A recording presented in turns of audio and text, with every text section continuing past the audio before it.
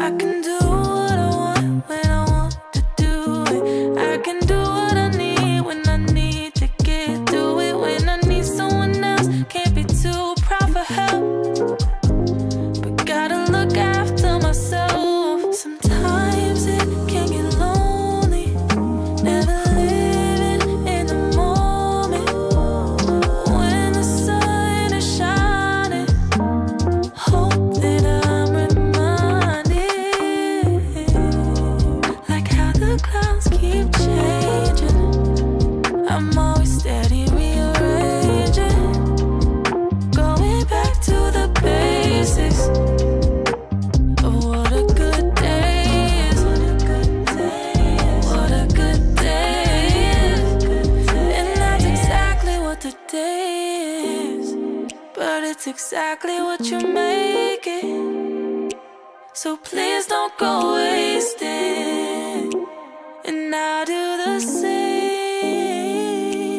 even if it's raining. How could I complain? And my feels got me feeling some type of way. You always free to take a break. Hope you feel what I felt. You gotta look after yourself. Sometimes it can get lonely, never living in the moment. When the sun is shining, hope that I'm reminded, like how the clouds keep changing. I'm always steady rearranging, going back to the basics of what a good day is. What a good day is. What a good day is. What a good day is. All right, y'all. What the day is. It is that time. You know what to do. Drop a 1 in the chat if you can hear me. Drop a 1 in the chat if you can see me. It is Wednesday morning. We are in the building. Happy hump day, y'all. Let's go. Hopefully y'all are doing well.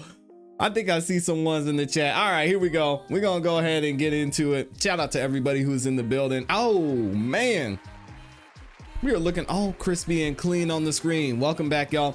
Welcome back to another YouTube live stream and another episode of the Music Morning Show. I'm your host, ClassE Beats of ClassEbeats.com. Today, we're gonna get into the YSL trial. We're back at it. Shannon, Yak Gotti, y'all know what time it is. We're gonna get into some interesting coverage today. We've got a couple of detectives that are coming back on the stand, and we're actually gonna start out the show a little bit differently. But before I let y'all know how we're gonna get into it, let me say what's up to the people, man. Shout out to everybody who's in here, of course. The awesome, amazing Amy is in here bright and early this morning, showing major support and love. I appreciate you, Amy. We've got Alabama, Gigi is in here. D Nice, FS, Valencia, Lavisa is in the building, and she dropped a super chat early this morning. Thank you for the 2 bombs. Says good morning, everyone. I like that with the E. I see what you did there. Blue Eyed Hillbillies in the building. Satin, Michi, A Fitz, Gwen. Oh my gosh, the amazing Grace is in here. Shout out to Amazing Grace. Love seeing you here. Hope you feel better. Hope you have a good morning. Make sure you get some rest. All right. But you can still watch the show. We got JB Brown, The World's End, Pat Love. Who else we got? Krisha's in here. KC in North Cali. Oh, shout out to my Cali folks out here. The Honorable Attorney Kel Bell is in the building. We've got Bart. Shout out to Bart. Nicholas is in here. Leah's in the building. Vanetta. Oh my gosh, everybody's in here. Sasha. Sheesh. We got May. We've got, who did I miss? Anthony Thomas. My guy is back at it. Legally Diamonds in here. Where did you go? There you are. Legally Diamonds in here. Samantha Crumbly's back. We've got Nicole is in here as well. Dennis, good to see you. Tez. It's Tez. I just messed it up because that's what I do. I apologize, Ted. All right, let's go ahead and get into it. If y'all could do me one favor before we get into the show, please make sure you like the video on your way in. Not only is it free, not only does it help the channel continue to grow, but it lets the YouTube algorithm know that you're having a good time here on the show and it shares the video with more people. So it takes 2 seconds and it really does help us out. I appreciate that. Also, as y'all saw, Lavis is dropping super chats over there. And if you want to support the channel and if you drop a super chat, I appreciate it. And I will be reading super chats throughout the show. All right, so let me pause this music here. What we're going to do is we're actually going to do a little bit of a rewind. And we're going to go to yesterday afternoon. And I thought this was a very interesting testimony that went down. We actually got to hear from one of Shannon's ex-girlfriends. And this story is absolutely crazy. So her testimony was interesting. I was actually watching the rest of the trial over on Cat's channel yesterday, and I saw this. I said, man, we got to cover it over here. I don't know if y'all got an opportunity to see it, but we're going to get into it, and I have a little bit of a backstory for you as well into some of the things that are mentioned in her testimony. So let's go ahead and do a rewind back to yesterday. In case y'all missed this, you're definitely in for a treat. And even if you did see it yesterday, this is a good one. So let's go ahead and get into it.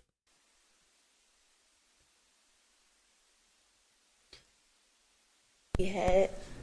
Okay. All right now. Talk that talk. All right. How long have you known?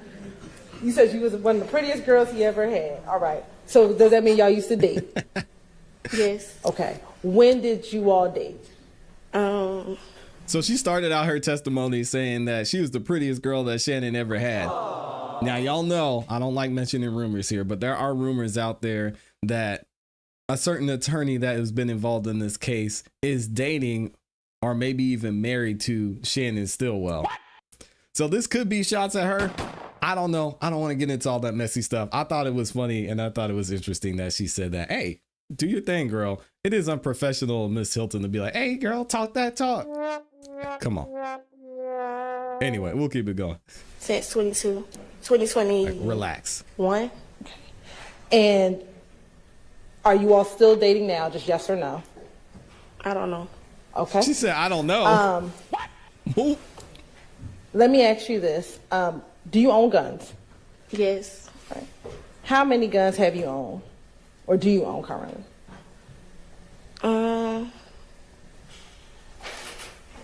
Probably like 7, 6, I think. Specifically, I want to ask you, have you ever owned an FN57 pistol? Yes. Do you remember when hasn't? did you purchase that gun? December. December I don't of know. what year? I don't remember the year. Okay. Have you had the opportunity to look at the receipt from that purchase? Earlier. Okay. We're looking at a copy of that receipt, help refresh your memory as to what year and when you purchased that weapon? Yes. All right. Miss Hilton knew what she was doing there, though. Permission to approach, Your Honor? Yeah. If she was taking shots. What's been marked as State's Exhibit 425 VV. Tell me, do you recognize 425 VV? Yes. Okay. And let me ask, does that look like the receipt from when you purchased an FN57? Yes. And I see that you're flipping through it. Does that look like the application you filled out when you went to go purchase your weapon? Yes, ma'am. All right. And Your Honor, this time the state would like to admit 425 VV into evidence. Shout out to her for buying her gun the right way. Looking though. at 425 VV, what is the date of purchase? December 23rd, 2021. Oh, she got it for Christmas. Do you see on that receipt a serial number or an SN number?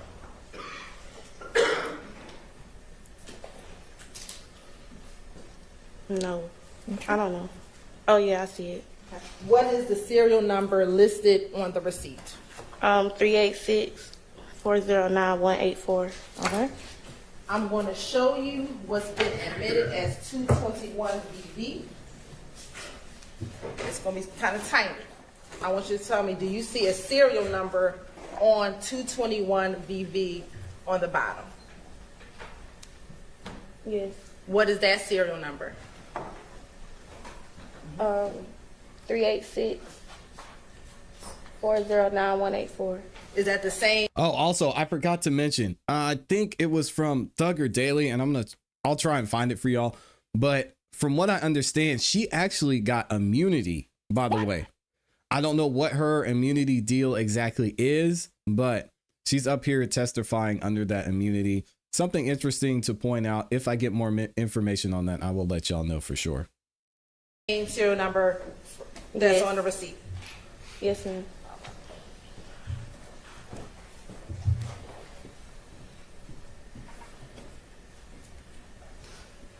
What color is that gun? I think it's all black.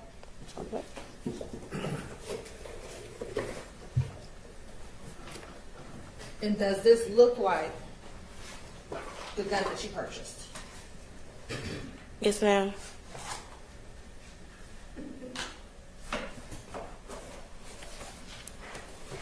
Yeah, we're going to get into that.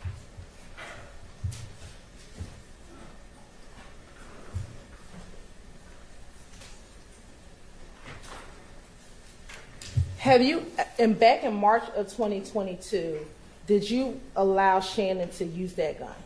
No. Did you ever give that gun to Shannon? No.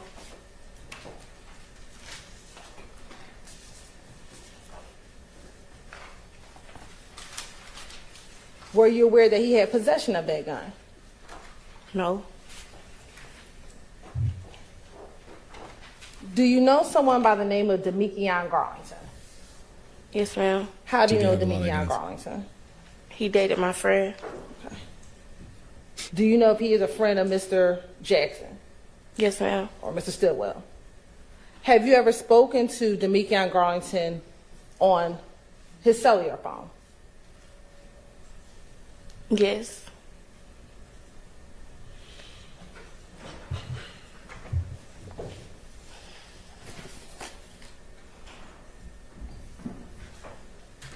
Have you ever spoken with Mr.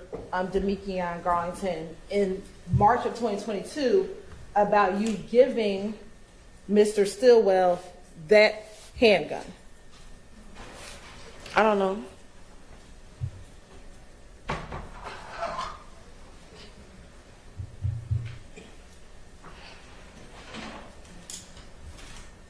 I'm sorry, I didn't understand the answer. She said, I don't know. I don't know. I don't know. I don't know. You don't know if you've ever spoken with him? I spoke to him, but I don't know if I spoke to him about a gun. Okay, that's fair. Specifically on March 17th, 2022, do you recall speaking to Mr. Garlington about that gun being in Mr. Shannon Stillwell's possession? I don't remember. She don't recall.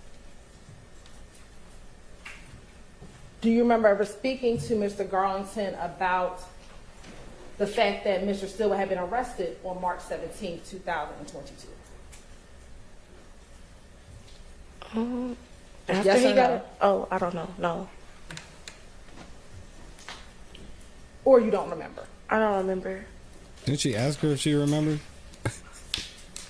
And in that No. call, do you remember telling Demikion Garlington that the gun he had would be a clean gun because you gave him that gun? No. I don't know. I don't remember.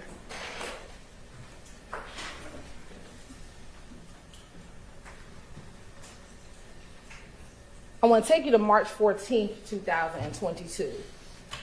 Did you ever go to an Alamo rental car facility at the airport with Shannon to rent a vehicle? Yes. And who was the renter of the vehicle? It was me, but we had to switch it because I don't have a credit card, so Shannon. So did Shannon rent the vehicle? Yes. All right. I'm going to show you what's already been admitted as State's Exhibit 188 BV and 189 BV.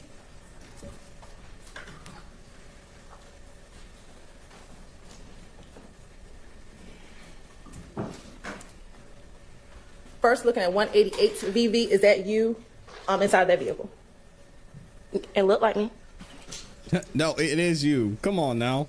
And what type of car did y'all rent in March of 2022? I don't know. Do you remember renting a white Audi vehicle? I didn't rent it. Okay. Do you remember being with Mr. Stillwell Jackson when he rented the white Audi vehicle? Yes, ma'am. Okay. And looking at this picture, 188 BB, does the car appear to have any tint on the vehicle at this time? Probably. don't I don't know. know. I don't know. It looked like it on the back. Okay. Are you able to see inside of the car through the glass? Ma'am. I'm sorry to hear you. Yes, ma'am. Pull that mic over to you and try to talk directly don't into it recall. if you don't mind for us.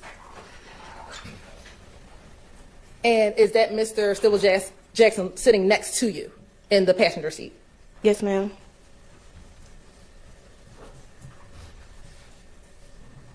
Now, in March of 2022, where were you living? I'm still.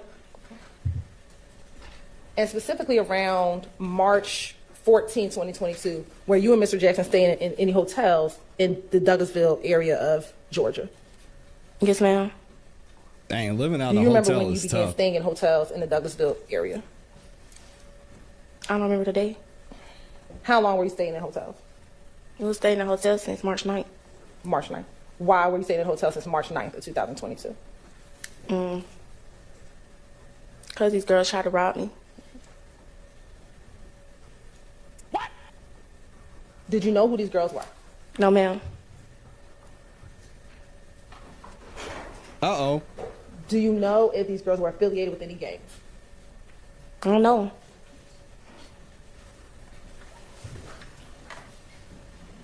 And this is why she needs the immunity. We're going to get into it. You said you started staying there on March 9th, 2022. Do you know? Remember if you stayed at the hotels a week, 2 weeks, 3 weeks? Do you remember at all?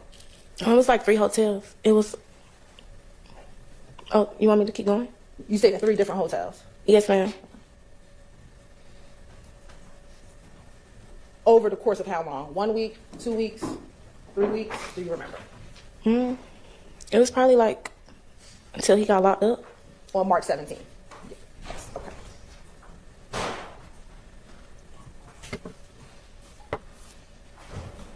Course indulgence for one moment.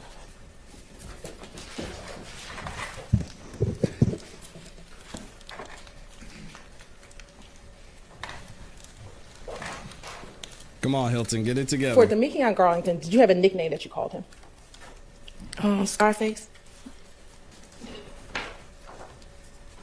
Any other nickname? I didn't call him that, but I know his other nickname, What's that?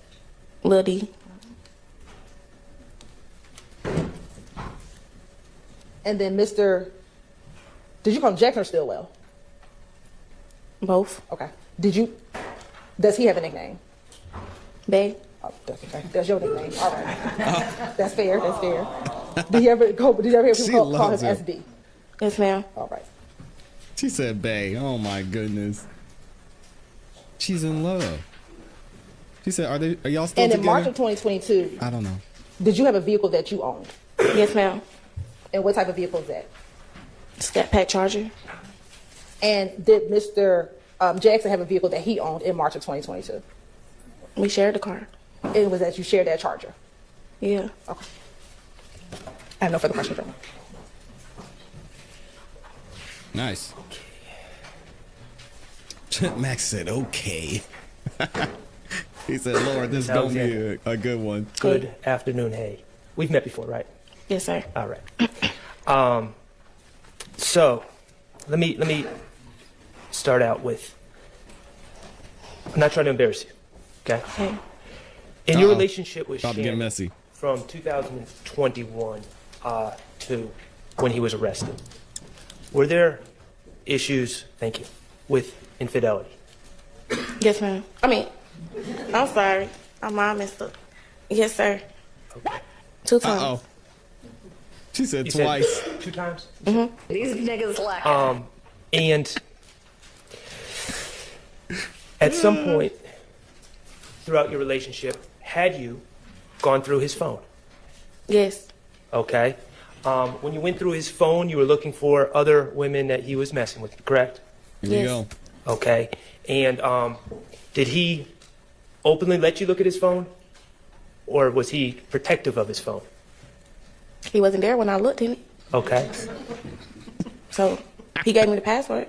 Let me ask you this. When he was arrested on March 17, 2020, Two, did you have interest in looking at his phone to see what he had going on? Of course. No, I didn't have his phone. No, I didn't say did you have his phone. I know you didn't have his phone. Oh, did I want to? Yes. Oh, yes. Okay. So March 17, 2022, you want, one of the things you want to do is look at his phone Yes. and what he has going on course you inside his did. phone. Yes, sir. All right, cool. Now,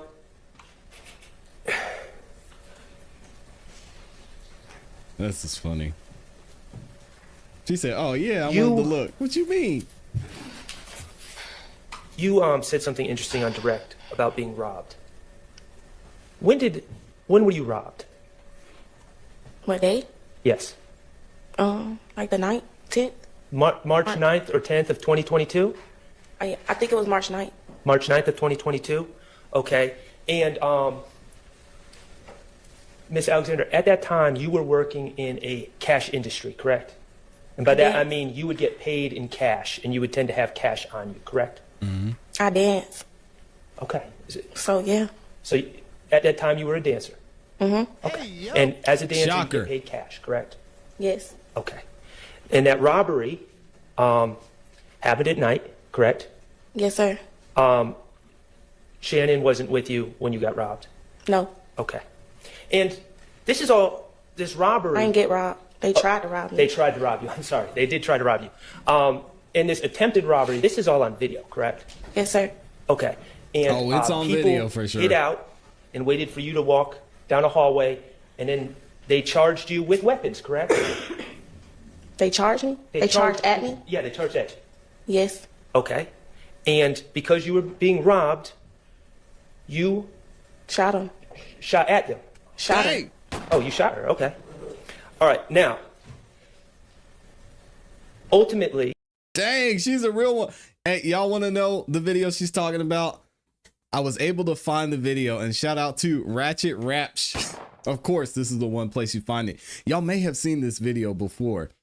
This is absolutely wild, and I've watched this video probably 6 times. The awareness this girl had to be able to see what's going on here is absolutely amazing. So y'all check this out if you haven't seen the video. It's wild.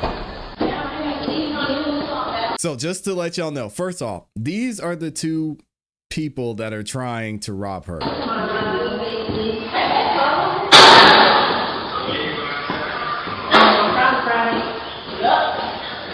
And you can already see from this camera view that they went up the stairs and they were waiting there and up the new door. All right, now this is her and her friend. It looks like coming into the apartment. All right, and the friend's looking because they know. All right, they know what's up. So let me rewind it and I'm gonna let it play through. Check this out.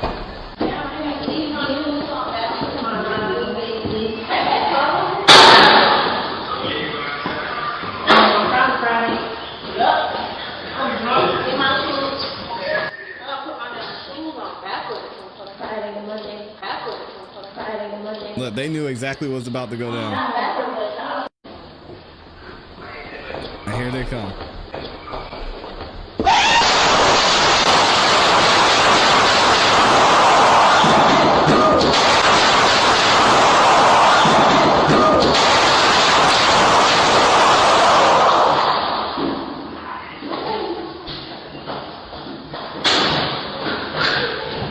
Oh, look at that brother at the end.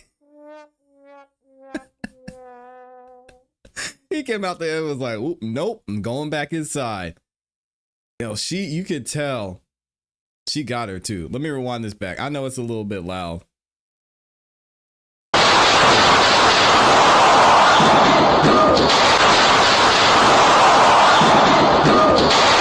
And this girl's running off, trying to shoot the gun behind her like she's 007 or something. Yo. Shout out to Miss Alexander. She was ready.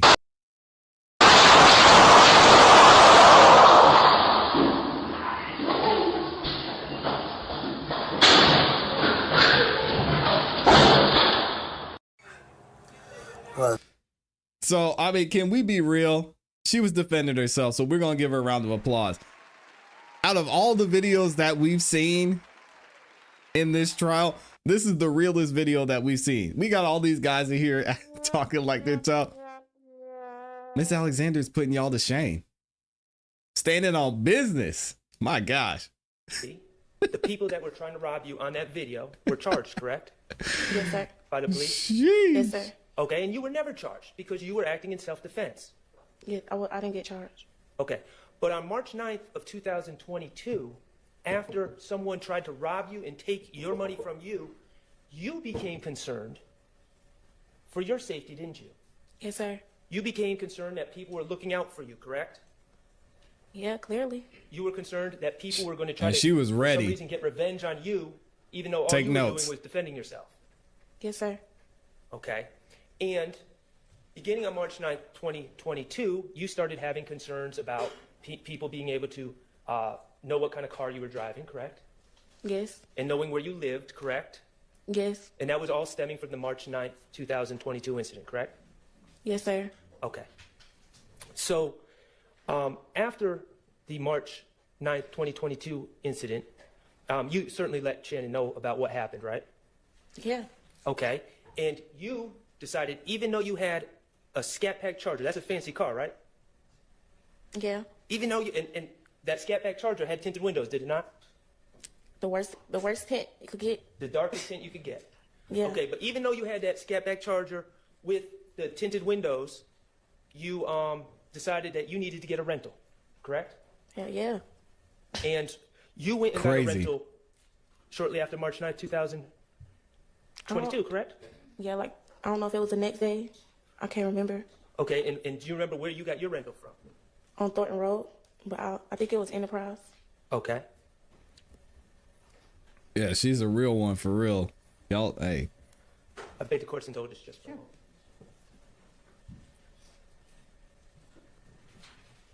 Yeah, Grace, you're good. We got you. What kind We of car, got you. Don't worry about it. if you It recall? was like a SUV or something. I don't remember that. I don't know. And that was to switch it up in case someone from the March 9th incident was coming Following. to harm you. Yes, sir. All right. And that's also why you got a hotel room, correct? Yeah. Okay. Now, around this time, well, actually a couple of days later, Shannon also got a rental, correct? Yes, sir. And he walked right into the store with you, and you guys dealt with the cashier, and he gave over his ID and his payment, correct? Yes. Okay.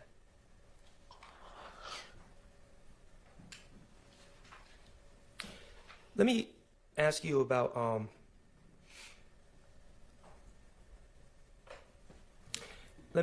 your Scat Pack.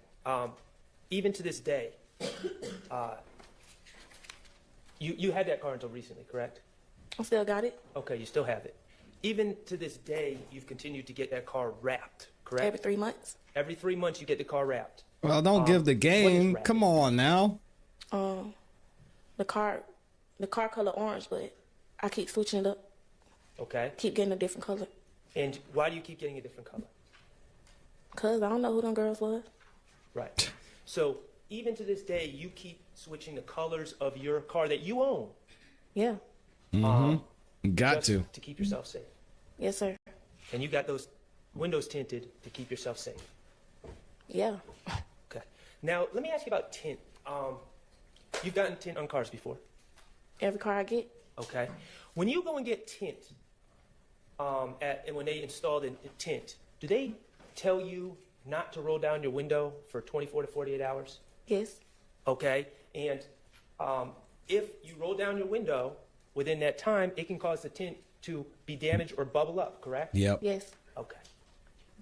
So if you were to get tint on, say, March 14th of 2022, that tint, those windows are not to be rolled down in order to protect the tint, correct? Yes. And if they are rolled down, you could see bubbling in the tint, correct? Yes, sir. Hey, free my boy Tint. I'm tired of him talking about One Tint, last man. thing, Let him go. Ms. Alexander, and I appreciate you being here. I'm going to take you back to March 14th of 2022. Do you remember early in the morning of March 15th reaching out to Shannon to tell him about news that you had learned? about a shooting in Mechanicsville? Yes. Okay. And did you reach out to tell Mr. Stillwell about that shooting, or did Mr. Stillwell reach out to tell you about that shooting? I told him. Okay. And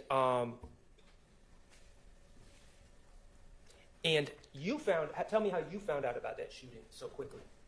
On this girl page, she was riding past. Say it one more time. On this girl page, she was riding past. Okay. So But it was on Instagram. I understand your answer as a girl that you know was riding past Windsor Street and saw the police out there? Yeah, it was police out there. Okay, and then this person reached out or put on Instagram. Is that Yeah, correct? and then it was, yeah. All right. By the early morning hours of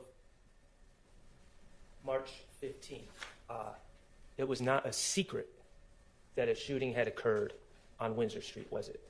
No, it was all over Instagram. Mm-hmm. And you were concerned about Shannon's safety, correct? Yeah. Okay.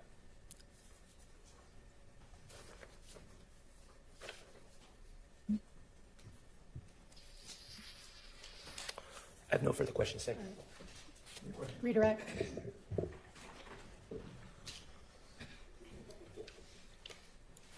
You talked about your car, the cars that you get, you tint all of your cars, right? Yes, ma'am. Are those your personal vehicles? Yeah. Okay. Not your rental vehicles? No. You talked about renting a vehicle probably right after March 9th at the Enterprise. Is that fair? What kind of car did you rent at the Enterprise? I don't She remember. didn't rent the car. was it Like a- She said. Yeah. Did you ever get tints on that SUV? No. And you kind of frowned up your face. Why'd you do that? Ain't my car. So it's safe to say you wouldn't get tints on a car that's not yours. Not my car. Now, when you went with Shannon to get the Audi, That's unresponsive. did you ever go with him to get tints on the Audi? No. And Dang. you frowned up your face again. Why'd you do that? I just didn't go with him. Now, when the Audi was rented, was that for you to drive, for Shannon to drive? What was the purpose of renting the Audi? It was really for both of us because I was returning my car. And when you say you returning your car, is that SUV? Yeah, I was supposed to get the rental car. Did Shannon ever tell you that he was going to get tints put on the Audi? I don't remember.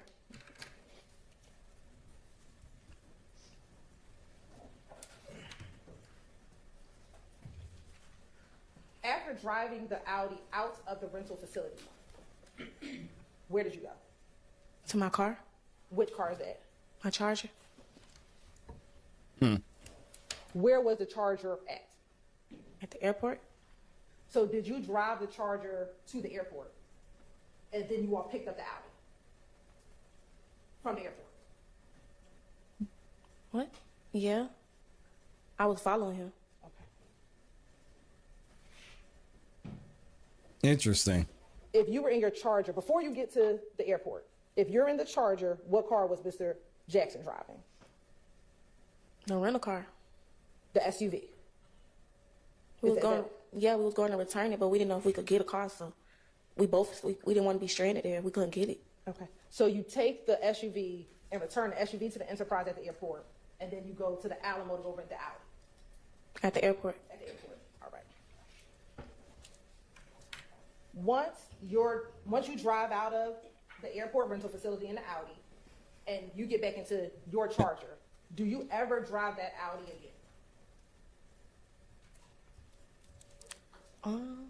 Probably around Douglasville or something. I don't know. I don't remember.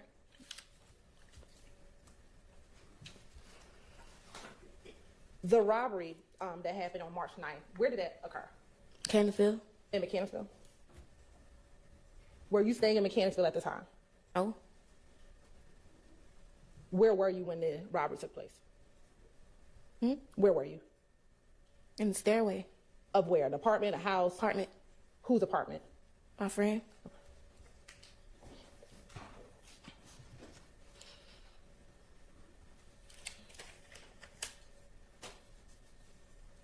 Do you know any individuals who are members or associates of YFN, the Young Fly N-Words gang? Yeah. Okay. Who? I stayed over there. You stayed over at Summerhill? Yeah. When did you stay in Summerhill? Since 2018.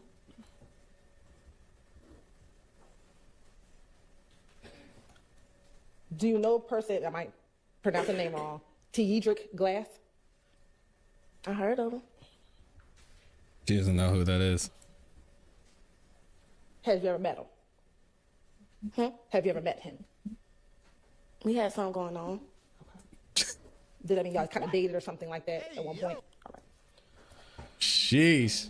Now, Mr. She Shaw had asked something you going about, notifying Mr. Stillwell about the shooting in Mechanicsville on March 14th. Or Lord. the early morning hours on March 15th. Do you remember him asking you about that? Yeah. Okay. When you spoke with Mr. Stillwell, did he ever tell you that he was in the Mechanicsville area around 10 o'clock p.m. that night? I don't remember that. She said we had something going on. Did he ever tell you that that night he was at the BP gas station at around 10 o'clock p.m., the BP gas station in Mechanicsville? No.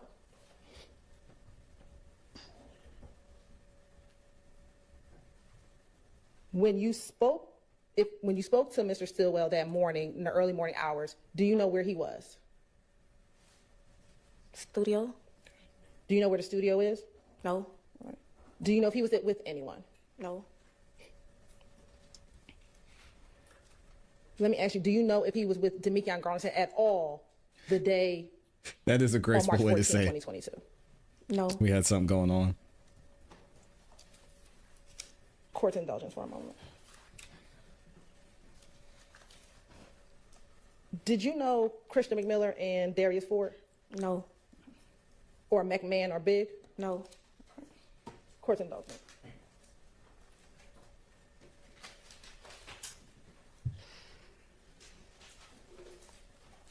Mr. Shar asked you about when you get tinted windows, you can't roll down the windows. Do you remember him asking you that? Yes. Does that prevent you from opening up the door? No. No. So you can still open up the door even though you have tints on the window? Yeah. I have no further questions. Recross. Just a couple questions. Miss Alexander, you indicated, I think, that Mr. Stillwell was in the studio in the early morning hours of March 15, 2022, correct? That's like 2, 3 in the morning? Yes. Yeah. Okay. And in your experience dating Mr. Stillwell was trying to start a rap career. Isn't that fair? He was making a song about me. He was making songs about you? Yeah. Okay. Oh I'm my sure they're God. lovely. So She still loves how him. many That is days so a week sweet. or nights a week would you say Every day. he was in the studio? Every day. He's in there every day All right, making thank you. songs about her. All right. Thank you for your time, Ms. Alexander. You are excused. All right, so that was some fun testimony from yesterday afternoon. We can go ahead and get into court proceedings today, but I thought it was really interesting not only having the backstory with the video, but seeing her relationship with Shannon and how she did point out and Miss Hilton actually made a couple of good points, especially when she was asking about opening the door on the car and the tent and the back and forth between her and Max about the tent being able to roll down the windows if it was bubbled or not. And with her having immunity, it's interesting to think about what more she may or may not know. Either way, These niggas lacking. it's wild out here. Let's go ahead and get into the trial coverage for today. Oh my gosh. And we're gonna, of course, we're a delay game, so we're gonna start from the beginning. Here we go. And thank you to everybody who's liked the video. Actually, before I get into that, let me shout out some of these super chats, man. Lavisa's in here. She dropped the 2 bombs, says good morning, everyone. With the E specifically separated to show some love. I appreciate the shout out. We've got Elaine Hafsalah in here, says good morning with the 5 bomb. Thank you for the super chat. And then my guy Gerard is up in here dropping the 2 bomb. And he just said this, he just sent the super sticker. I appreciate y'all as well. Make sure if you haven't yet, like the video on your way in. If you could, it's free and it really helps the channel and the videos continue to grow. All right, let's go ahead and get into court today. Let's see what's going on. Was that just for y'all to communicate back and forth, or are there things that we need to take up and make a decision about? Oh man. Well, I don't know who originally sent it, but Yeah, y'all see Yak with the new haircut. Your Honor, I was reviewing Attorney Yak Gotti. I like the some of look. the stuff that is probably going to come in through Investigator Viverito. Okay. And then Shannon's just going Shannon. And there were, I've talked to Mr. Atkins since then. I thought I was reviewing the redacted wiretap calls, and Mr. Atkins has informed me what's in that wiretap is not, or what is in that folder is not the redacted version. So, for instance, there was one of the calls had the nested hearsay with Rel. I don't know if you remember. We argued about Rel had told Dolly, and you had ruled that out, and that was still in. So I brought that to the court's to the state's attention, and they said it's, I was reviewing an unredacted version. There was one particular area in one of the calls that myself and Mr. Atkins have discussed this morning. It's basically Mr. Garlington is drunk, or he says he's drunk, he sounds drunk, and he's talking to a female, and he basically talks about a shootout that he's claiming on the 12th that he and Mr. Stillwell were in a shootout with people earlier that day. And I couldn't remember. We've litigated so much, I couldn't remember, and I thought maybe that was something I failed to raise. But Mr. Atkins' notes indicates that I did raise it, and you ruled it as a statement against penal interest of Mr. Garlington. Because to me, clearly, it's not a statement of co-conspirators, clearly spilling the beans.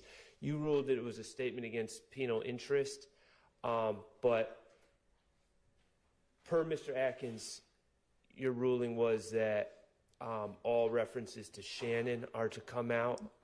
And so that was something, again, I didn't realize. I was reading going through the unredacted versions of those calls, but the state's going to have to clean up, obviously, before publishing it to the jury.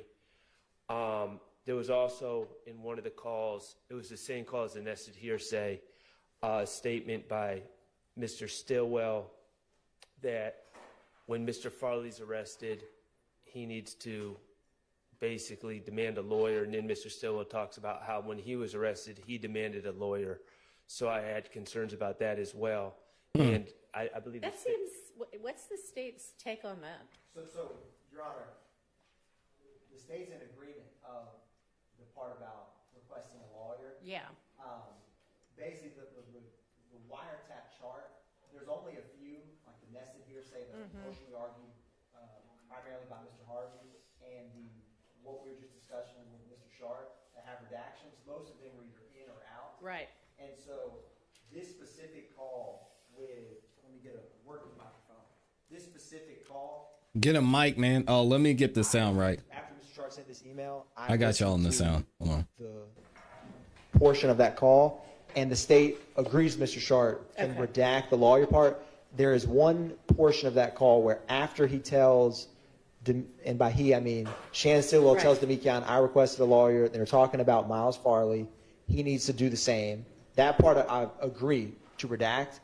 At the end of that brief diatribe, he says, he doesn't need to say anything. I mean, he basically says, don't tell them SHIT.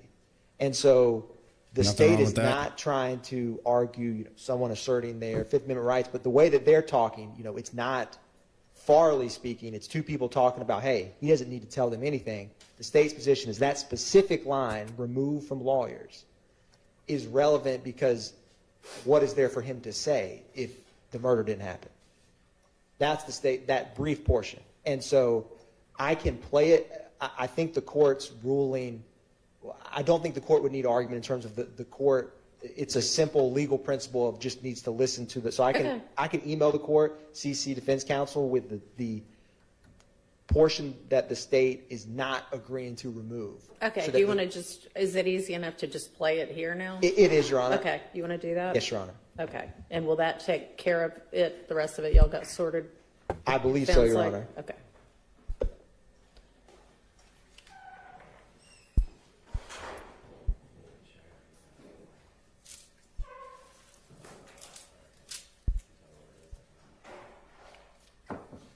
Yeah, if he hasn't made a song about Kayla yet, he's a trouble. Man, I was trying not to say her name. Dang. Don't clip that. You're gonna be in trouble.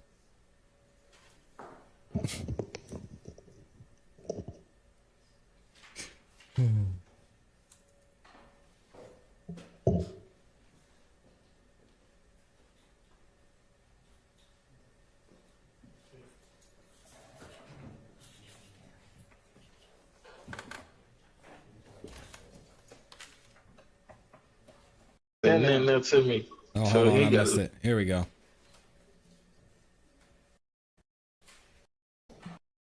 Right. All right, this is the phone call. Here we go. I ain't know that. Right. So I didn't. I say something like, hey, bro.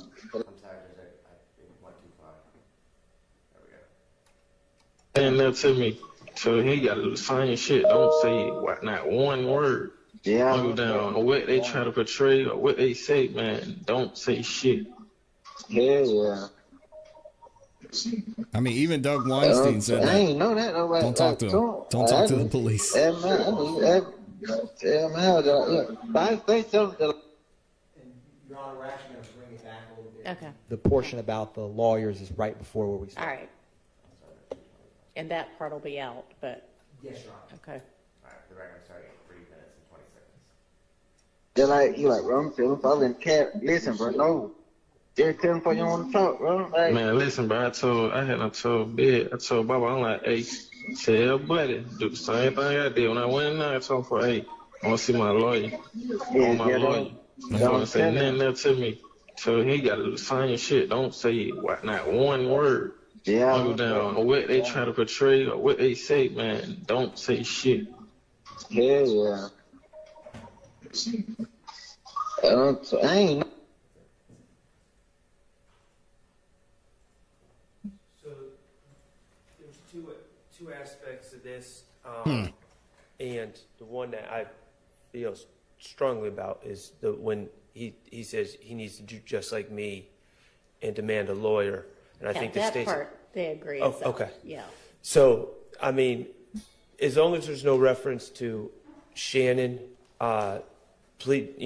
exercising his Right. Fifth Amendment rights, then I'm fine with it. As long as we just keep the whole thing in, and when I say the whole thing in, minus the part about Shannon demanding an attorney, but Mr. Atkins summarized it by saying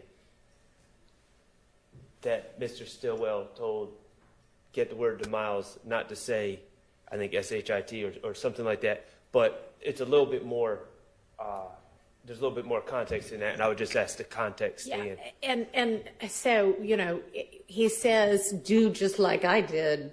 Are y'all proposing to play that part? Because, okay, so it would just start with the man, don't say, okay. I mean, I think that part can be in, but the rest of it out. Okay. The Garlington talking to the girl, did y'all, I had already made a ruling on that, right? Y'all are straight on what's in and out on that one, or we need to address that? So, Your Honor, I believe we handled a lot that day, and so when I was telling Mr. Sharp that the court's ruling was statement against penal interest of Garlington have to redact reference to Shannon, I believe that alleviates Mr. Sharp's concern. That's right. Yeah, that was. Right, if I could just get a version of it, just so I could listen to it before we publish it. Understood. Okay. All right, so I think now All right, so turn we're into moving along. the how Let's to get the jury in handle here. the convictions that are either in or going to come in for everybody. All right, so Mr. Weinstein just sent a proposed limiting instruction about things that convictions of Mr. Nichols that I agree the convictions, I mean, they were only going to come in against him anyway, so they really shouldn't be in anymore now that he's not a part of the case. So do y'all want that whole? That's a good point too. So that's that whole first paragraph. If everybody's fine with that language, fine. If anybody wants to propose edit, let me know.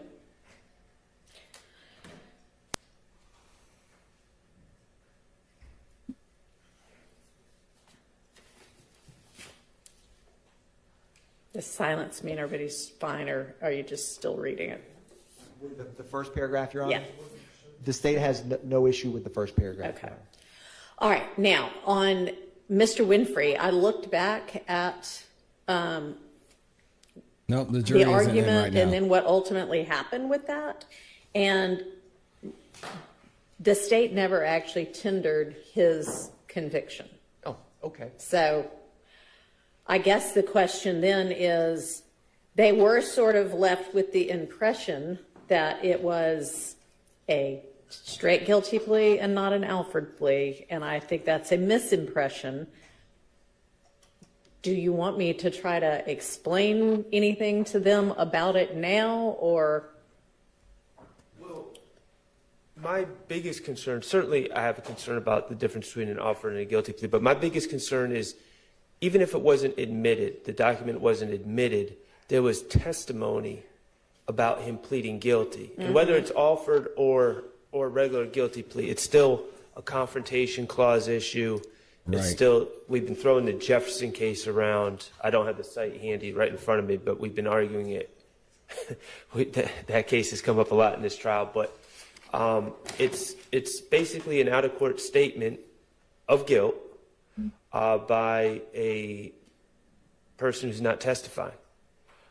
So I don't think it was appropriate, even if the certified conviction was not admitted, I don't believe it was appropriate for the jurors to even receive testimony from Detective Raisi about Jimmy Winfrey entering a plea at all. So if there's no conviction, that's good, that solves that problem, but I would ask for some instruction that that there was some previous testimony and that should not be considered. I don't know what the term I would use, but it's no longer in evidence, and it should not be considered in the jurors' consideration in this case at all. So a couple of things. Apparently, nobody told Judge Glanville until after the testimony about he pled guilty a month later came in that the Georgia Supreme Court had reversed that conviction and found it to be not coerced. The recused judge. That was maybe not a great way to approach things from anybody, but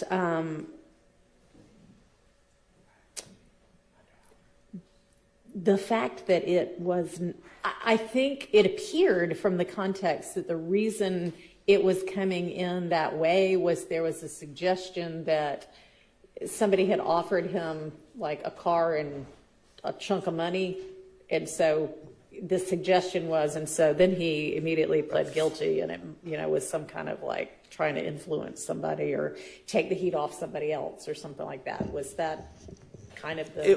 Well, and Your Honor obviously reviewed transcripts, so I'm going to defer, but I will say this. My recollection is that when there was talk about entering a plea at all, Mr. Steele was jumping up and down from the beginning about how wrong it was. Well, he was, but he didn't actually let the court know that the reason he was so upset about it is because it had been found to be coerced. Maybe that's in the past, that happened, whatever, but. Okay, that's the problem. But even if it wasn't coerced, it's still, I mean, this is an overt act. And right now the jury has been informed through testimony that someone who is not testifying has gone into court and said, I am guilty. I did that. When that's not really what happened. Well, it's not really what happened, but even if it was just a guilty plea and it was the most bland guilty plea and nothing was done in the appellate courts, it would still be improper for Detective Raisi or anyone else to say Jimmy Winfrey pled to that, because that's a statement by Jimmy Winfrey, who is not testifying, and it was clearly as part of prosecution, and it's clearly testimonial. It's it's a statement he made in court. So I don't, there's two issues, but I don't think the issue is just the coercion versus non-coercion and the resentencing, but the fact that there was testimony about him entering a guilty plea is a major problem. So I just think all that testimony, if there's no documents, no certified conviction, that's good. But I think that the jury needs to be instructed that any consideration, there's to be no consideration of any testimony that Jimmy Winfrey entered a guilty plea at all. Well, or an offered plea. they weren't even told it was an offered plea, and I think that is Great. relevant that he didn't even say, I'm guilty of this. Correct. He said, I think it's in my best interest to take this plea. Right. I agree. And excuse me, let me just interject just to say the case that Mr. Shard is referencing, Yeah. State v. Jefferson, that's 302 Georgia 435 to 2017.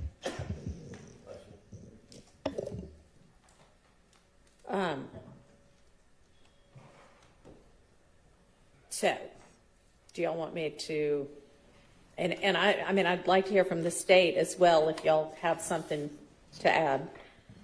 Your Honor, a couple things for the court's consideration is, one, the state agrees with the court addressing this matter. And if, as we have done with these limited instructions we're discussing now, this issue, for one, the state will not be addressing or arguing in closing, which is the only other time this could come up, about Jimmy Winfrey pleading under Alford, number one. And so to cure or rectify the testimony, I think the state's position is it's prudent as we are discussing, and if we can all, both parties can try to provide a proposed instruction to the court for the court's consideration, to come collectively or ultimately as the court decides what to instruct the jury related to that matter. All right, well, it may be today that we have to do that, right? So.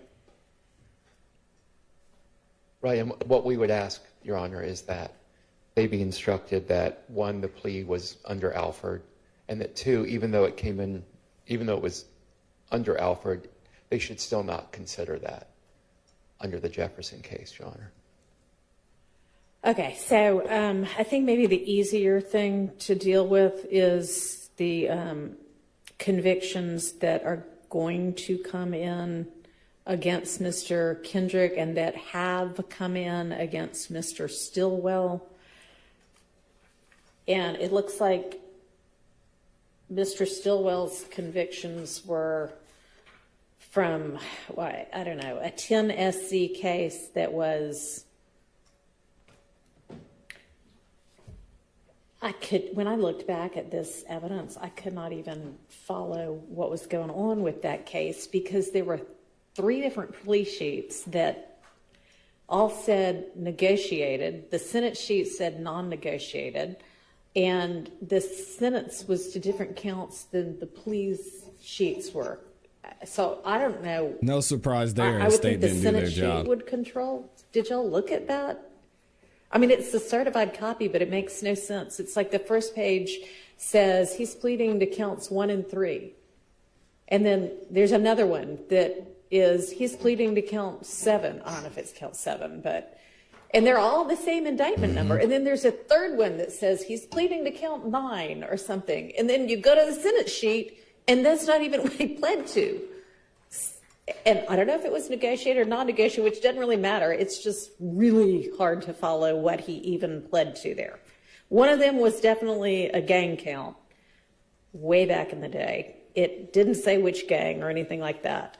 Then there was an 11 SC non-negotiated to burglary, a 13 SC non-negotiated to possession of marijuana with intent, and then a 19 SC that was It's a lot of charges. mainly a guilty plea, but Alford on one of the many charges that was also non-negotiated. And that was like possession of a firearm by a convicted felon, which That's an I easy guess one. maybe he was saying I didn't know it was around. I don't know, and that's why it was Alford. But I don't know if we need an Alford explanation, given that maybe I'll just, I don't know if you want me to highlight what it was or just say he had some guilty pleas. It sounds like we have the explanation for Alford. coming in. Anyway, Yeah, in a right. minute, So yeah. I don't think we need to overly Okay. confuse Okay. the issues with that. So then I think it would read, certain guilty plea convictions are about to be admitted in this case, and we'll do it right before Mr. Kendrick's pleas come in. And how are they coming in? These niggas Is it going to be through a witness, or are you just going to tender them? Your Honor, I believe the state's going to just tender those into evidence. Okay. Is it one or more than one? I believe For it's Mr. Kendrick. I believe it's just one for Mr. Kendrick. Okay. Well, then it would be a guilty plea and not certain convictions. A guilty plea conviction is about to be admitted in this Hey, case. she said it. I'm just playing the sound. A guilty plea of Mr. Kendrick will be admitted for your consideration and may be considered by you only against Mr. Kendrick and only as to counts 1 and 63. And then we would roll into, in addition, guilty plea convictions of Mr. Stillwell have previously been admitted for your consideration, and those may be considered by you only against Mr. Stillwell and only as to counts 1, 52, and 64. You may not use the conviction I of love when they Mr. say Kendrick this. in your consideration or deliberations against Mr. Stillwell. It is not evidence of anything against Mr. Stillwell. Likewise, you may not use the convictions of Mr. Stillwell in your consideration or deliberations against Mr. Kendrick. They are not evidence of anything against Mr. Kendrick. Each defendant has a right to have his guilt or innocence determined solely on the basis of the evidence presented against him, not by what may or may have happened with regard to a criminal prosecution of someone else. And then, as a juror, what are y'all thinking when you hear this? What? Sure, Judge Whitaker, whatever you say. Can we, are we done yet? would this be These instructions the are time insane. to also say, and hey, by the way, jury, earlier in this case, a guilty plea conviction was entered, or guilty plea convictions of Mr. Nichols were entered. They were Alford anyway, not guilty pleas, but and then basically say those would only have been you could only consider those against Mr. Nichols, and so given that Mr. Nichols is no longer a part of this prosecution, they're really no longer in evidence before you? Yes. Okay. And then you also heard testimony about a guilty plea of Mr. Winfrey. You should not consider that against these defendants either, and just not say much more than that, or what do you think? Your Honor, the state does believe to not highlight or revisit in the jury's minds that testimony. We're trying to tell them to disregard that.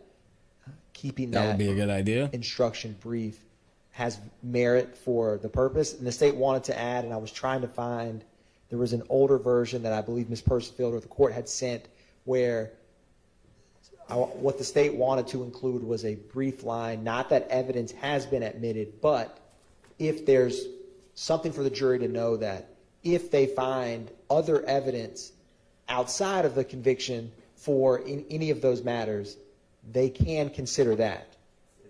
Yeah, Atkins makes me nervous when he starts throwing his hands up there. Okay.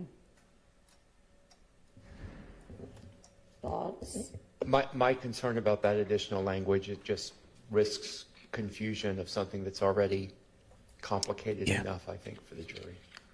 I mean, I guess they can always ask about it when they're deliberating if they are wondering. Take it up then. I just need to add something important to the record.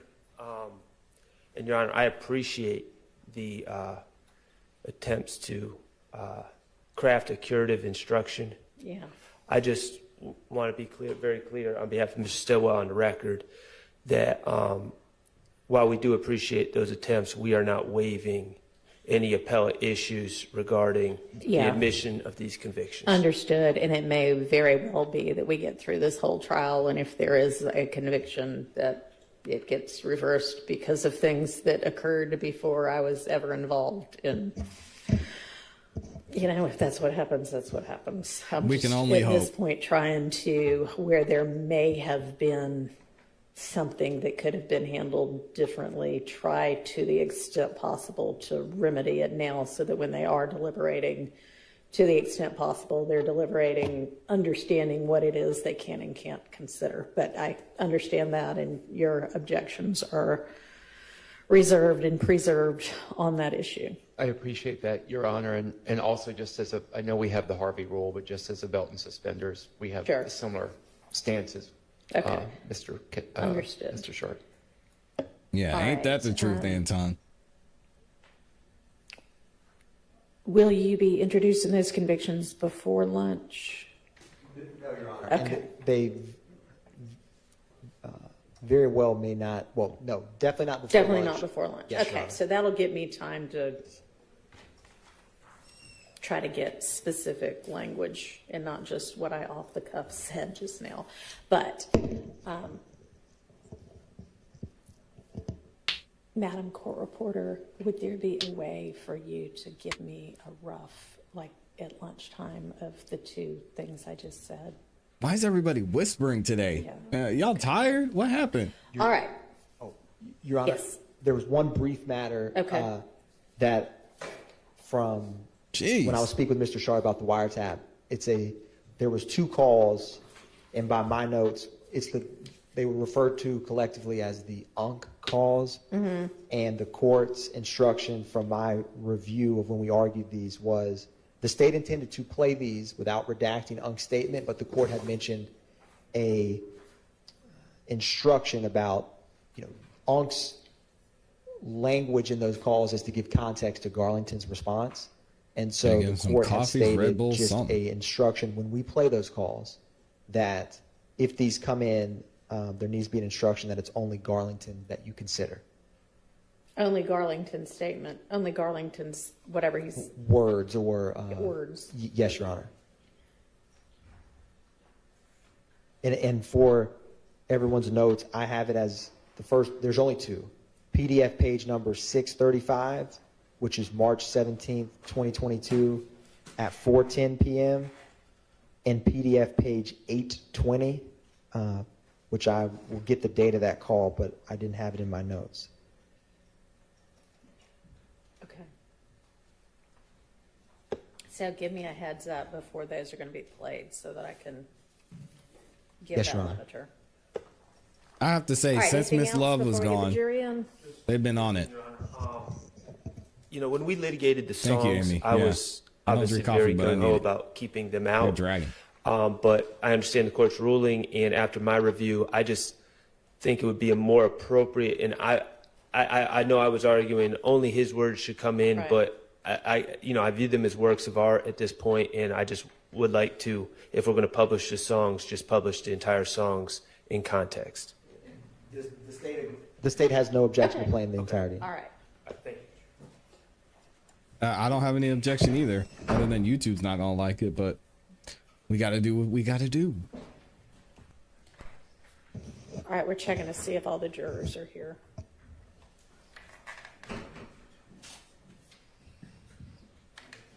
Yes, okay, they are. All right, you ready with whoever your witness for the morning is going to be? Whomever your witness for the morning is going to be? Yes, Your Honor. All right, let's go ahead and get the jury in, and we can have that person making their way to the stand. Yes, Your Honor.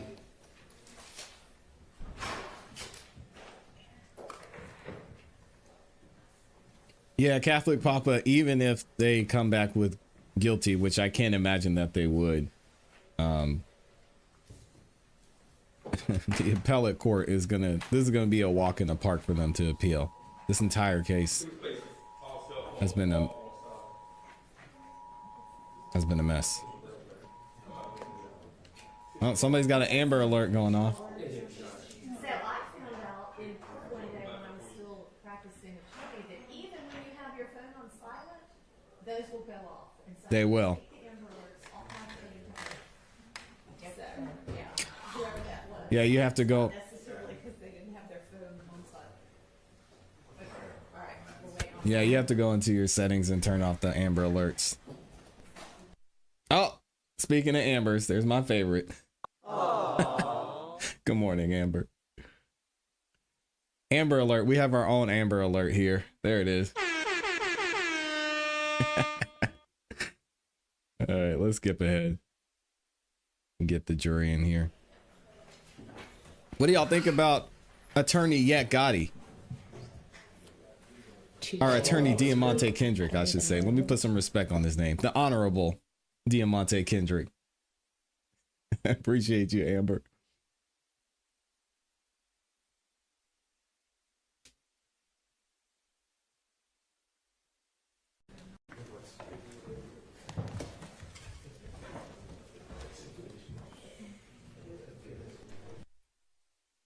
I told y'all, man, Yak's got the best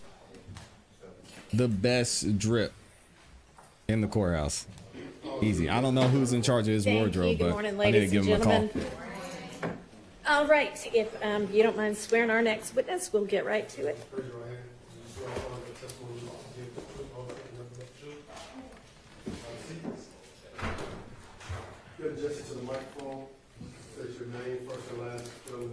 Thank you, Amber.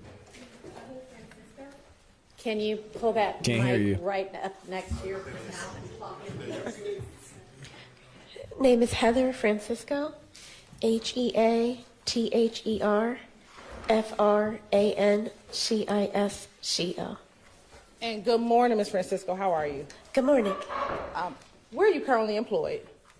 I currently work at the Atlanta Police Department Crime Lab in the Firearms Unit. And how long have you been with the Atlanta Police Department Crime Lab? Approximately 3 years. And if you can tell the Nice. jury, where did you work prior to working for the Atlanta Police Department Crime Lab? I worked at the Georgia Bureau of Investigation Crime Lab in the Firearms Unit.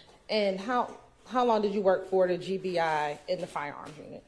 Approximately 7 years.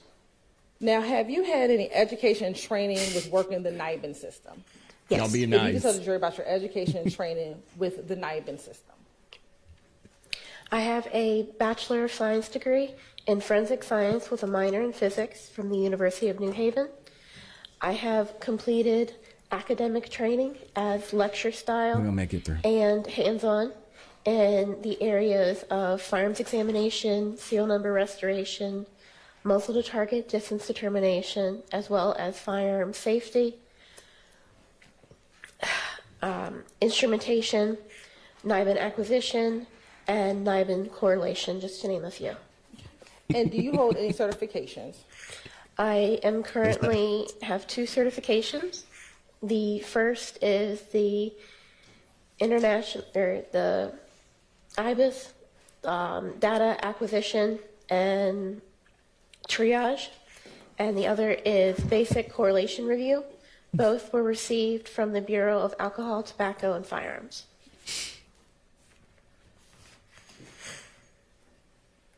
And briefly, if you could tell the jurors your understanding of the NIBIN system. So NIBIN stands for National Integrated Ballistic Information Network. It's comprised of several parts. The first is data acquisition. Y'all be So nice. cartridge cases are entered as either evidence or test fires into the system via the brush tracks. These images are assigned a numerical value. That numerical value, along with class characteristics, which are similarities to a group, are compared against other images in the system, and a list of potential leads is generated. We then look at those leads on the match point system as images side by side to see if any have enough individual characteristics to warrant further investigation.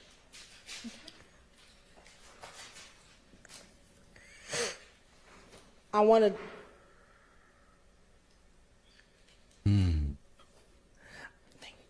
to direct your attention Hilton to said, "Dang it." APD Crime Lab number 2022-00516. And I want to first ask you, do you work with an individual by the name of Jennings Kilgore? Yes, I do. He's a colleague. In that case number 2022-00516, was there Call any it NIBIN Lord Caleb. testing done? Yes, there was. Okay. What items were tested and then placed into the NIBIN system? 2 firearms were test fired and put in the system. The first was an FN 5.7 by 28 millimeter pistol bearing serial number 386409184. The other was a Glock 9 millimeter pistol bearing serial number BFMK764. Permission to approach your honor? You may.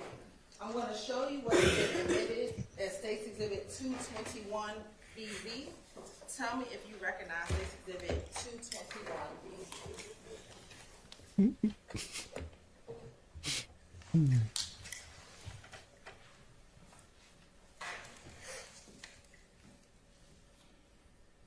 Yes, I do. And how do you recognize State's Exhibit 221 VV? This is the serial number that I test fired and entered into the NIBIN system. And which serial number is that? This is the FN 5.7 by 28 with serial number 386409184. And are you able to tell from your notes or reports where that firearm was collected from? No, I'm not. Okay. Y'all What are did you do once you wrong. received the firearm? The first thing that was done is a brief function check was performed to ensure that it would function as designed with no malfunctions. It was test fired 2 times in a water tank.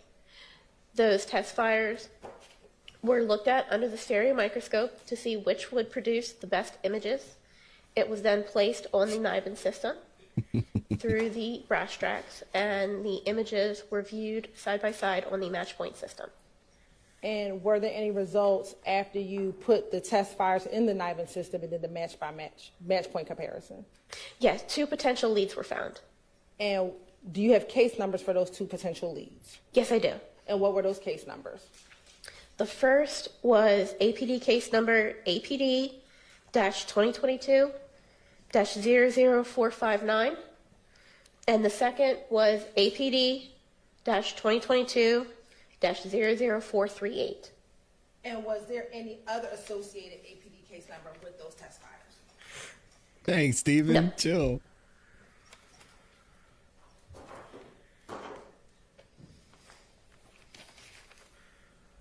Is there a number associated with 220750015? Yes. Okay, what reference number is that? That is for APD 2022-00459. And that 220750015 number, is that the incident number associated with that case? Yes, it is. Okay. I'm going to show you this board. Do you see that 22-0750015 number present on this piece of paper here? Yes. Oh, a bunch of And bullies. do you know anything about that APD incident number at all? No, I do not. Okay. All you know is that when you test fired the gun, those test fires match shell casing that came from this case number? That's correct. Okay. Once you find out that there are test fires that match a case number, what do you do next?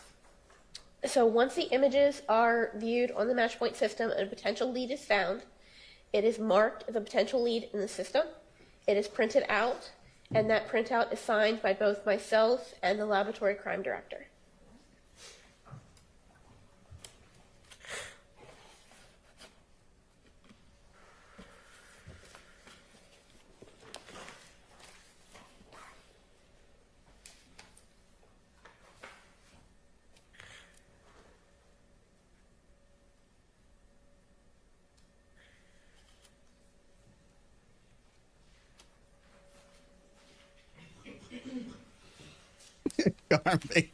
Carme says she sounds like someone told her they're gonna put a hit on.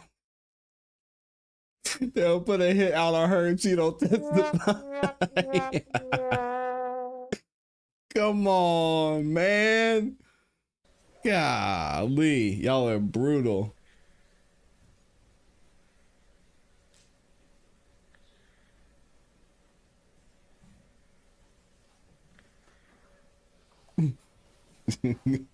Jeez. I'm going to show you what I'm marking State's Exhibit 221. Amy says she looks like a Harry VVA. Potter or Lord of the Rings fan. Come on, man.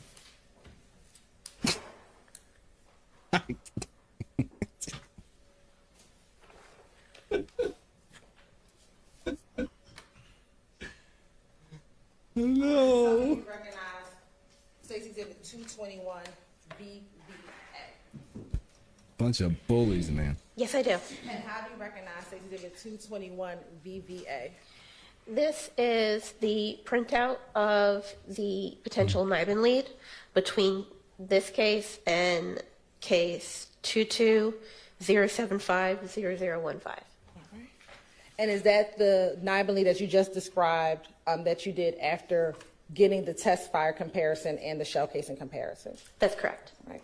And does that appear to be a fair and accurate depiction of the NIBIN lead that was generated in the picture comparison that you did in this case? Yes, it is. Your Honor, this time the state would like to admit 221 VVA into evidence. Admitted. Now, once the images are viewed side by side, what do you do next? So once they're viewed, if a potential lead is found, it's marked in the system, it's printed out and signed by myself and Crime Lab Director Walker. It's placed in the case file and a report is generated. Okay. Once that report is generated, what, if anything, happens next? Once the report has been generated, it is then peer reviewed. Once it has passed the peer review process, the evidence is returned down to property. Okay. And then do you request or make a suggestion that this should be confirmed by the Georgia Bureau of Investigations?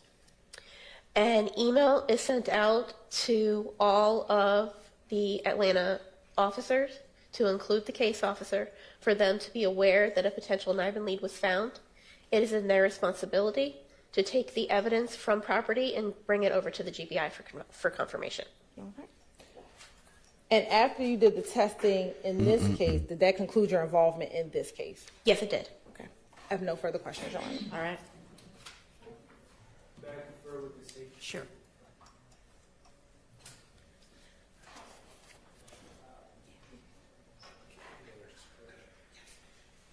May we approach her? Yes. No, not the approach. We are on a major delay, so they're not going to get us today. Let's skip ahead and get back to... Y'all are going wild in the comments. Oh my God.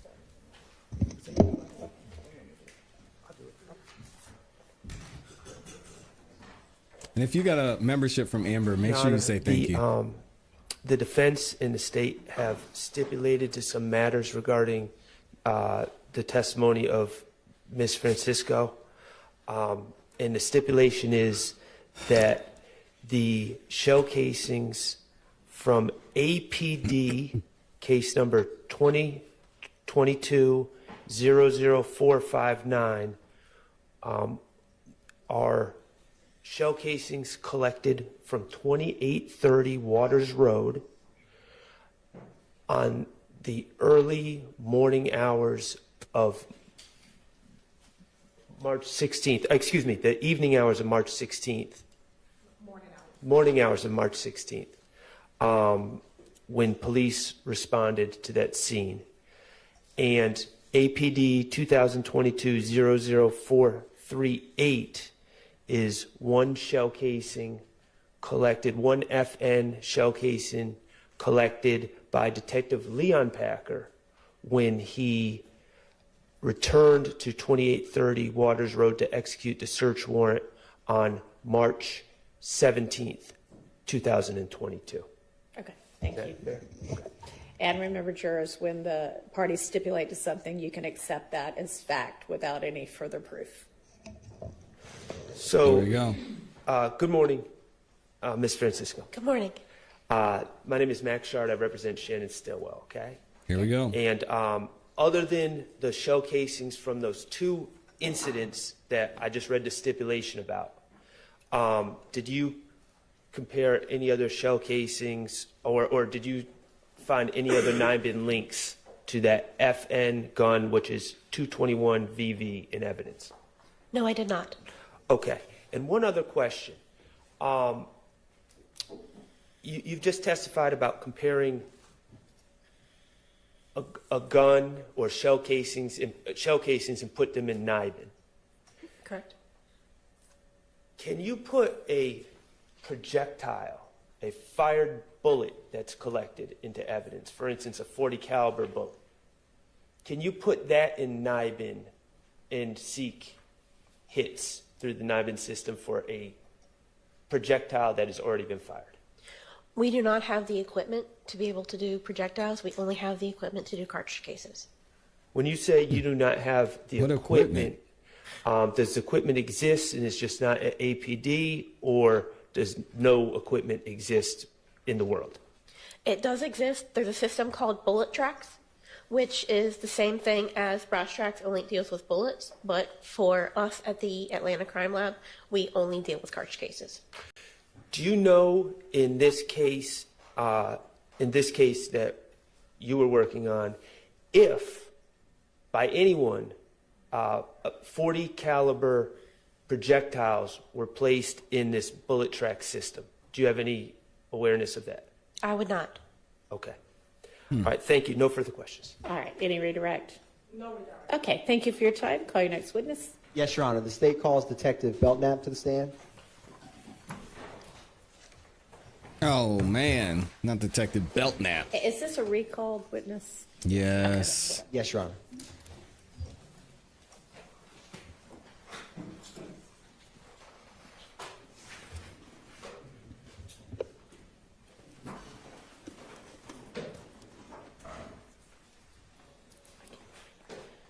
Is this a witness that is, the video is limited on?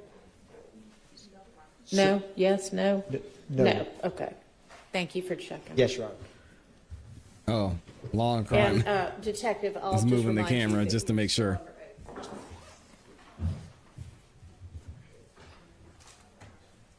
Welcome back, Detective Belnap. Thank you. Now, I think they I didn't show him wanted last to time. ask you about a time where, do you know Detective Hogan with APD Homicide? I do. And was there ever a time that you provided any assistance to him in identifying someone in a case he was working? I did. Can you describe for the jury how that came about? During the investigation of the homicide of Shamel Drinks, I was asked to review some photographs of potential suspects in that case. And were you able to assist in identifying any of those suspects for Detective Hogan? I was. Can you describe for the jury how or what you did and how you were able to assist him on that? We had located some social media photographs of a potential suspect. The suspect looked familiar to me, but I couldn't recall a name for the suspect. I reached out to another law enforcement contact who was able to send back a photograph of Mr. Quamarvius Nichols, who I immediately recognized was, in fact, the person from the social media pictures. And did you share that with Detective Hogan for his case? I did. Now, turning your attention to March 17th of 2022, were you working that day at APD? I was. And you were still in the gang unit?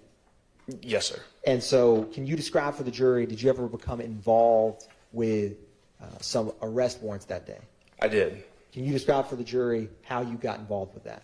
I was advised that two suspects in the Shamel Drinks homicide were arrested at 2481 Meadowlark Lane in the city of East Point.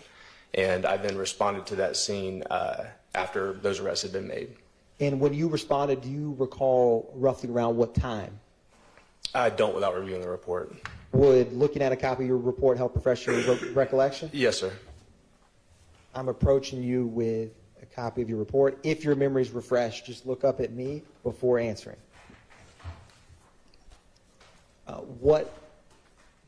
Is your memory now refreshed of what time you responded? Yes, sir. What time was that? It was approximately 3 p.m. Now, when you got there, can you describe for the jury, what did you see? What did you do? Mr. Jackson and Mr. Nichols had already been placed in custody. The scene had been secured and some evidence had been recovered during that arrest. which was then transferred to my custody to be transported to property. Do you recall any other law enforcement agencies that you interacted with outside of APD? There were a number of law enforcement agencies there, including the East Point Police Department, Georgia State Patrol, and additional agencies as well. And when you arrived on scene, were the suspects already in custody or something else? The suspects were already in custody, and I believe were being transported or has been transported by the time I arrived. And did you, when you arrived, without saying what they told you, speak with some of these officers that were on scene before you arrived? I did. Did you speak with an Officer Baker? I did. Did you speak with, or let me ask you this, when you got there, was that address an apartment, a business, a home? As a residence, I have single family residence. Did you notice or see any vehicles at that residence? I did. What did you see? There was a white Audi A5 with a Maryland tag. Now, when you were on scene, you mentioned you gathered some items from some of the law enforcement on scene. I did. Can you describe for the jury what you gathered? Yes, and may I refer to my report? You may. Just look up at me when your memory is refreshed.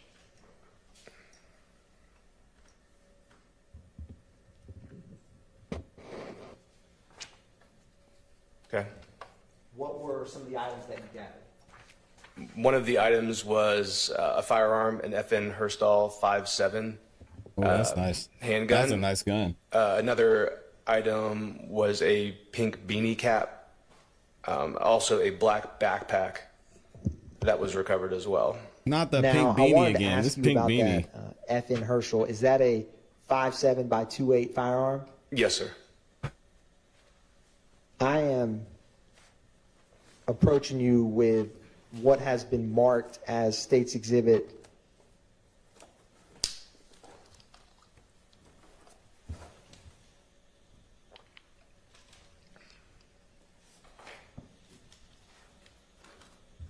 actually.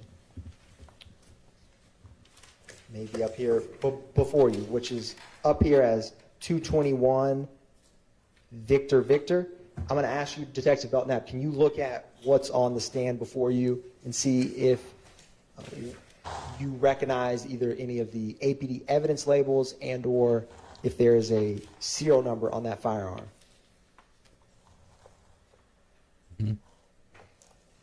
Yes, sir. What is the serial number? The serial number is 386409184. And I'm guessing you don't have serial numbers memorized. Is that fair to say? It's fair. Would looking at your report to refresh on the serial number of the gun you collected assist? Yes, yes, sir. You may use your report to refresh. Is your memory refreshed? It is. And is that the firearm that you recovered at 2481 Meadowlark Drive? It is. Now, when you recovered it, was it loaded? It was loaded when it was recovered. At the time when it was transferred to me, I don't recall whether it had been rendered safe and unloaded. And my report, I don't believe, was clear as to the condition it was in when I took custody of it. And is that typical when you recover firearms to transport them to render them safe before moving them from a scene? Yes, it is. Now, you had also mentioned a pink beanie that you recovered. Yes, sir.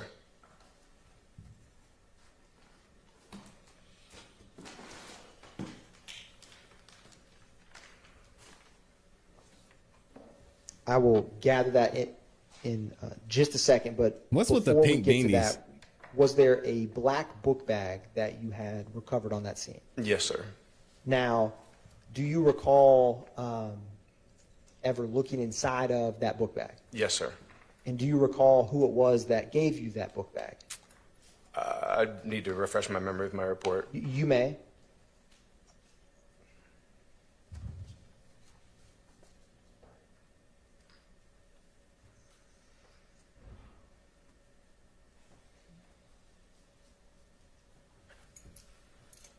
Do you recall who gave you that book bag that was on scene?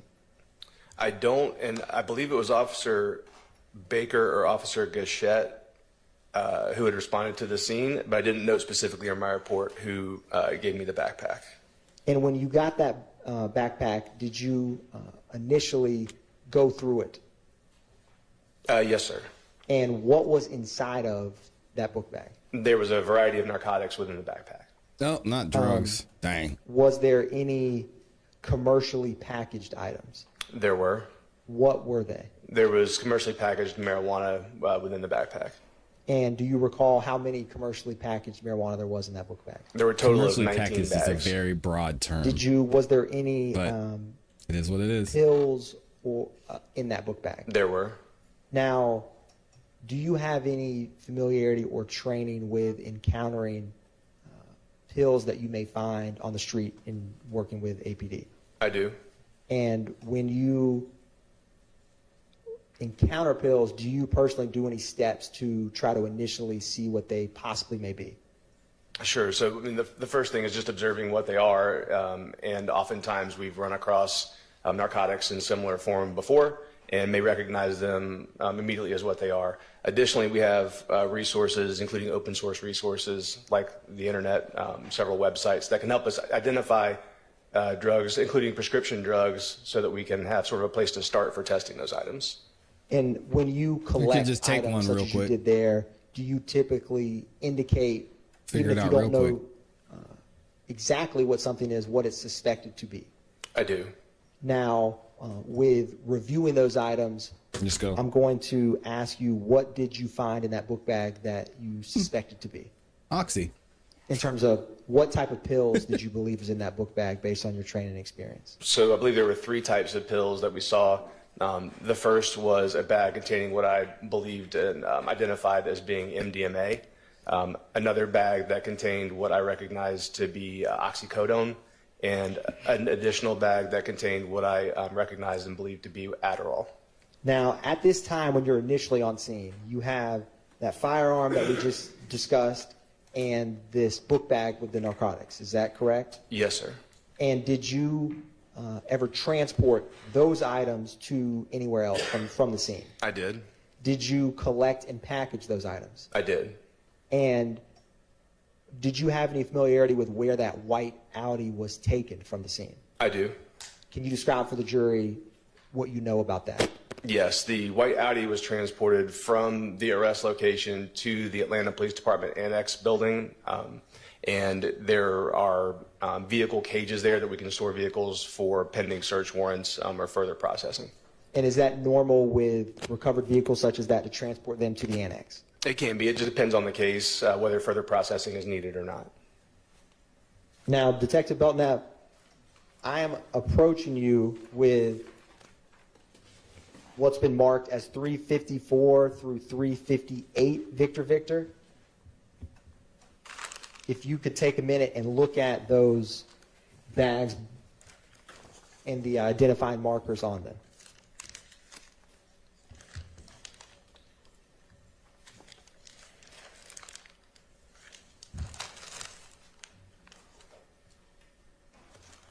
Now, do you have any, is your name on any of those evidence labels? Dang. Yes, it is. And do you see any APD case number with those bags? I do. And do you typically put the APD case number from the scene that when you collect items before you introduce it into property? That's correct. And is that the same APD case number on the report that you have used to refresh your memory from that March 17th, 2022? Yes, sir. With looking at those items, are you able to tell the jury what those are? I can. Please do. So this first bag contains the pills that were suspected Adderall. The second bag contains... Oh, there you go, DK. Detective Belnap, before you do, are they a fair and accurate depiction of the drugs that you collected from the scene that day? They are. Your Honor, at this time, the state moves to tender into evidence 354 through 358 Victor. May I? Yes. Sure.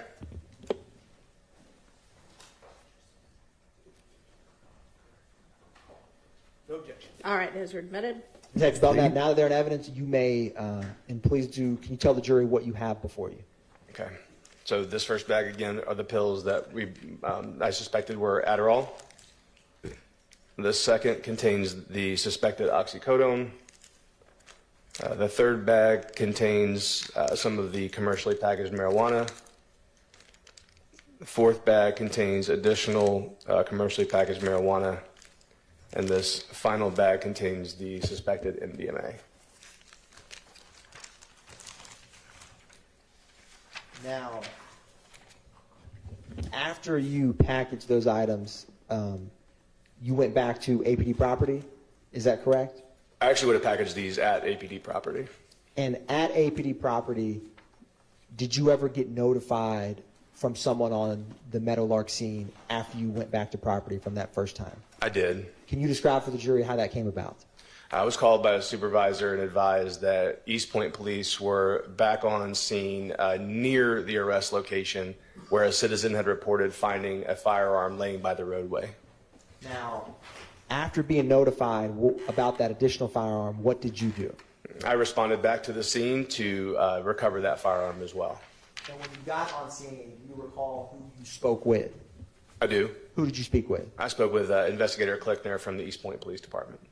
And when you met Investigator Klickner, can you tell the jury like where you were? Were you inside, outside? Where did you all meet up? We met on the roadway where this firearm had been seen and reported. And where was the firearm when you saw it? The firearm was just off the roadway in the grass, like I guess within a couple of feet of the roadway.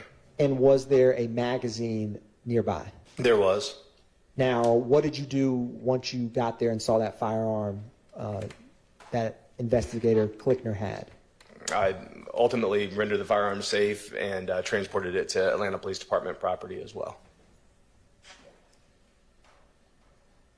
I want to ask you, does your report reflect the serial number on the firearm that you collected when meeting Investigator Klickner? May I refresh my memory? You may. He wants to make sure he's saying the right thing, Mary. He's just checking. Making sure. Are we good? Still good?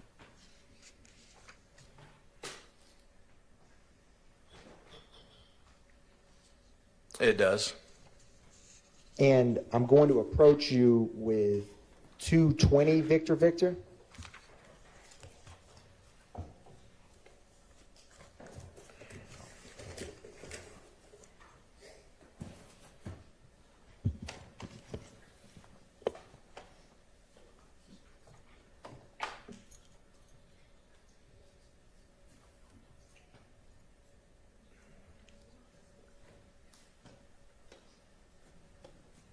Is that, or is the 220 Victor Victor have the serial number on that item? Is there a serial number on this? Yes. Yes, sir. And does that serial number match the firearm that you collected? I can confirm, I believe there is a slight variation between what was in the report and what is on the actual weapon, as later investigation revealed. Can you describe that later investigation regarding the serial number? I can. So after this weapon was recovered, taken to Atlanta Police Department property, later on I followed up on the E-trace, the further investigation of the firearm, and was advised that the weapon had not been traced back to an original purchaser.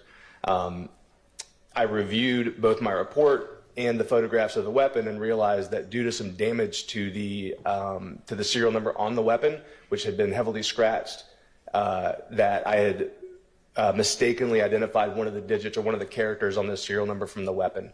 I was able to go back, make that correction, and then complete the E-trace report and locate the actual origination of the firearm.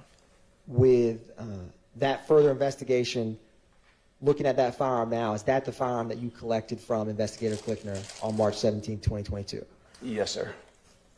Your Honor, at this time, the state moves to tender into evidence 220 Victor Victor at this time. All right, that's admitted. And Investigator Belnap, was that firearm, when you had mentioned the E-trace, was that firearm, did you check it to see if it was ever reported stolen? I did. And what did you find? I contacted the original purchaser of the weapon, who advised that he had sold the weapon in a third-party sale to another party, but did have contact information for the purchaser.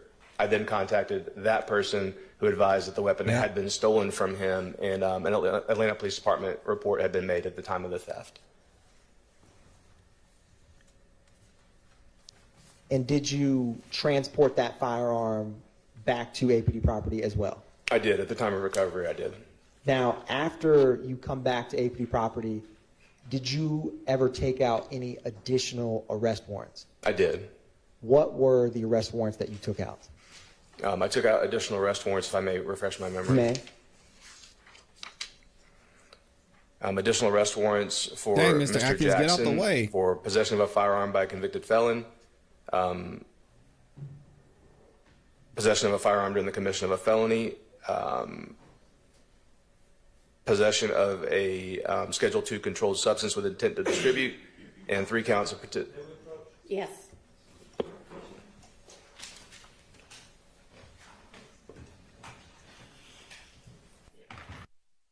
Yeah, they love just popping up to somebody's house and serving a warrant. Even if the video they saw the person committing the crime, they never actually verified, and they got from somebody who works at the company they got the video from. But hey, we'll let it go.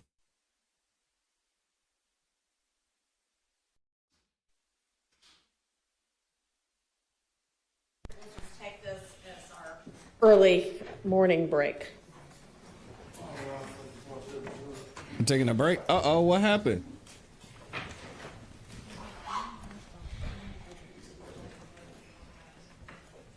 Are they taking a break or? Oh, we got some stuff we got to discuss. Uh-oh. What happened? All right, y'all give me 1 second. We're going to see what happened.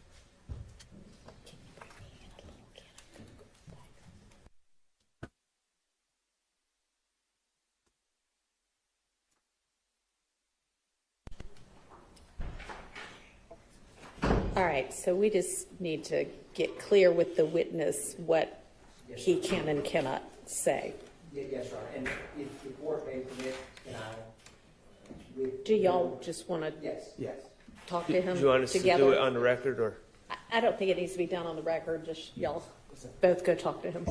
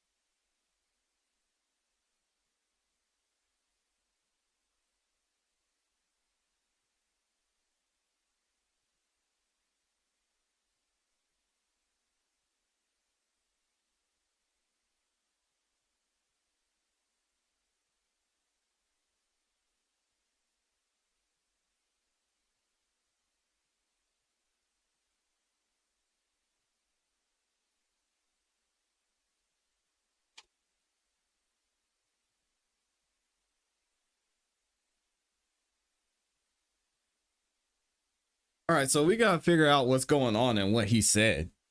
It has to be about the drugs. Whoa, that's loud. We got a little bit of echo. So let me go back here and see if we can figure out what was wrong with that. And shout out to Joshua Van Lawn, the honorable attorney Joshua Van Lawn, dropping the 5 memberships in here. If you got a membership from Joshua Van Lawn, make sure you say thank you. One of our amazing resident attorneys. So let's go back real quick and see what he was saying here. No. So he messed up something. You mentioned the E-Trace. Was that firearm, did you check it to see if it was ever reported stolen? I did. And what did you find? I contacted the original purchaser of the weapon, who advised that he had sold the weapon in a third-party sale to another party, but did have contact information for the purchaser. I then contacted that person who advised that the weapon had been stolen from him, and an Atlanta Police Department report had been made at the time of the theft. And did you transport that firearm back to APD property as well? I did. At the time of recovery, I did. Now, after you come back to APD property, did you ever take out any additional arrest warrants? I did. What were the arrest warrants that you took out? I took out additional arrest warrants, if I may refresh my memory. May. Additional arrest warrants for Mr. Jackson for possession of a firearm by a convicted felon, possession of a firearm during the commission of a felony, possession of a Schedule II controlled substance with intent to distribute, and 3 counts of Yes.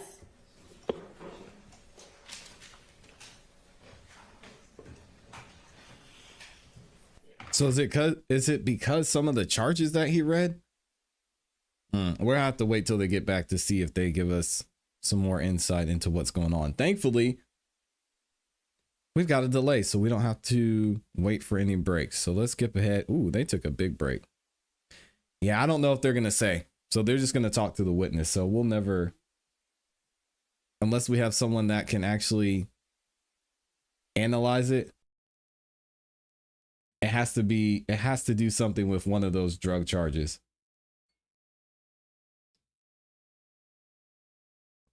And Max doesn't want to get into that. Here we go. This should be where we come back. Yep.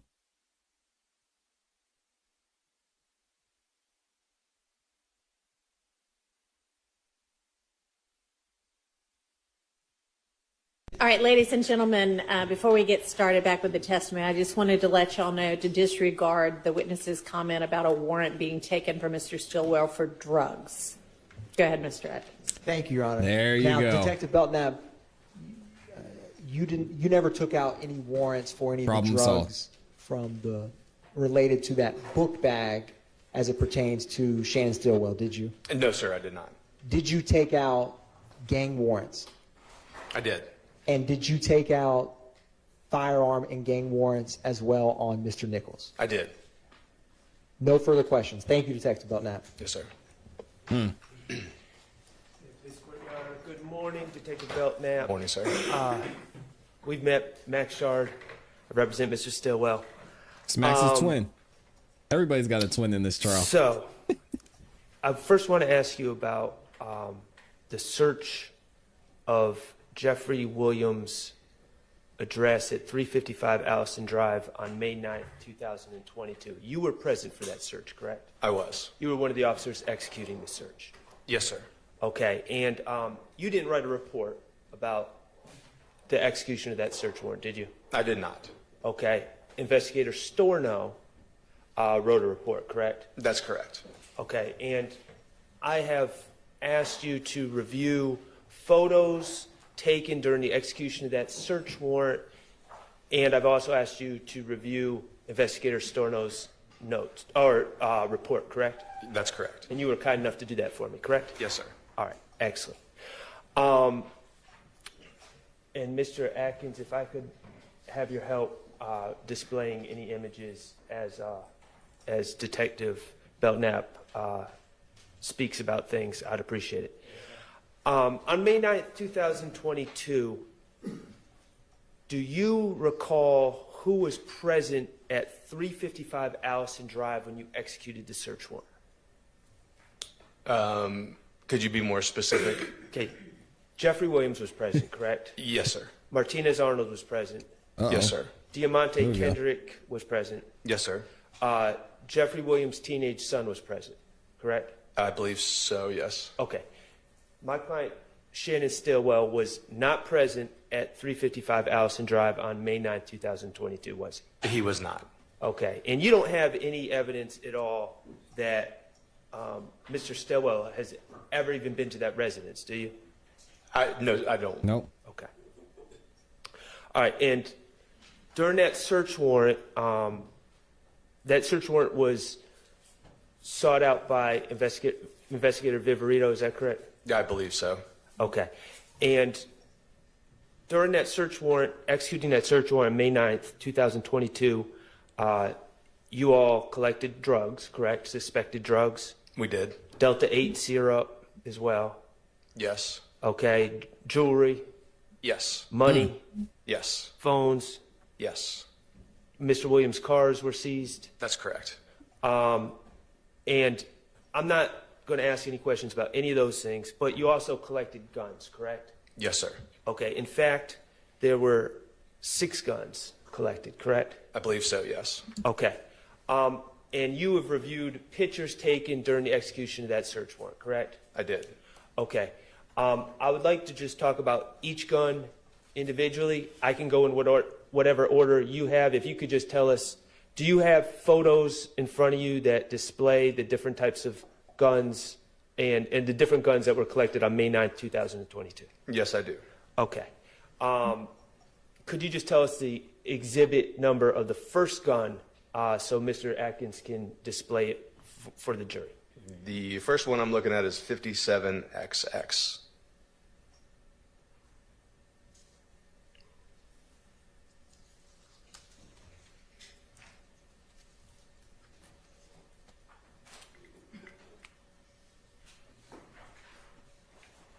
At least we have somebody who was actually involved in the investigation today. Okay, and that gun, from the pictures, can you tell us what type of gun, the manufacturer, anything that you can tell about that gun? It appears to be a Glock semi-automatic handgun. Glock semi-automatic handgun, okay. And do you have any other pictures in that sequence that reveal a serial number for that gun? I believe so. The next one is 58XX. Mr. Atkins, if you could display 58XX.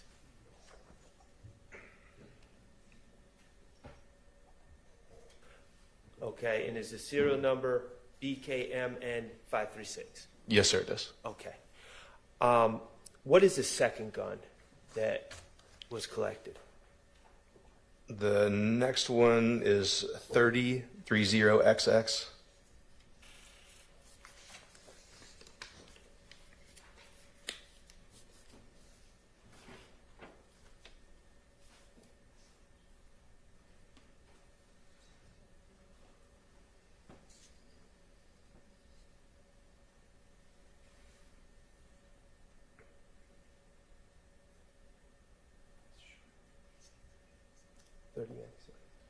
Take your time, brother. You did say 30XX, correct? Yes, sir. Okay, thank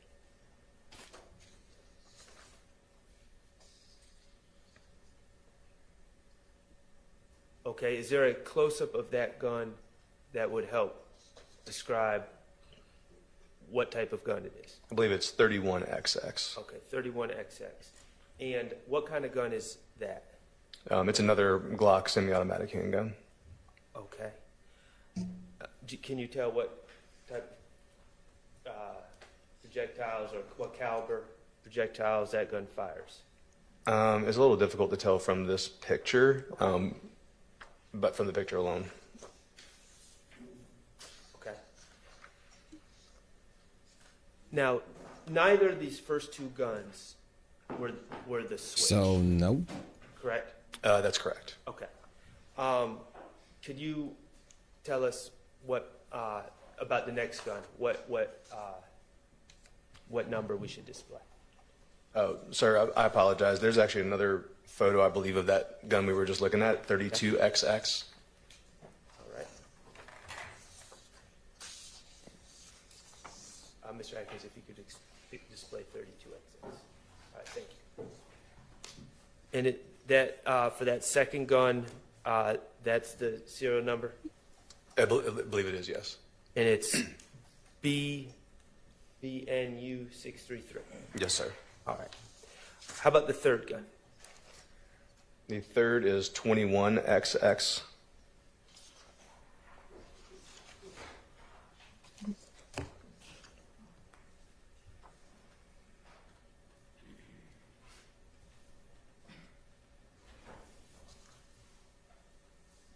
Congratulations to our lead attorney here.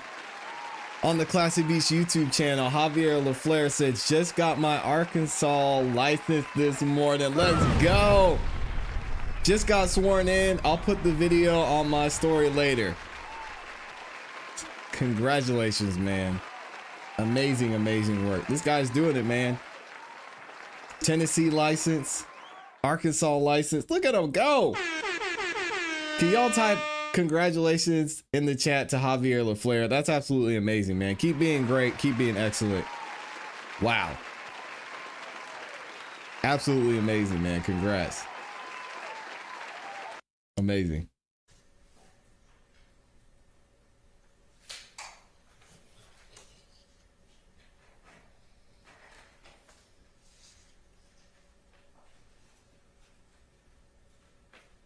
And what can you tell us about this gun as far as the caliber, the manufacturer, or anything? It's another semi-automatic handgun, and it appears to be a Smith & Wesson, although I can't read it on the photograph.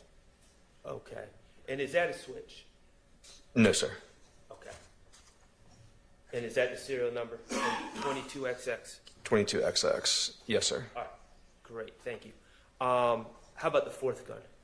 The fourth is 19XX.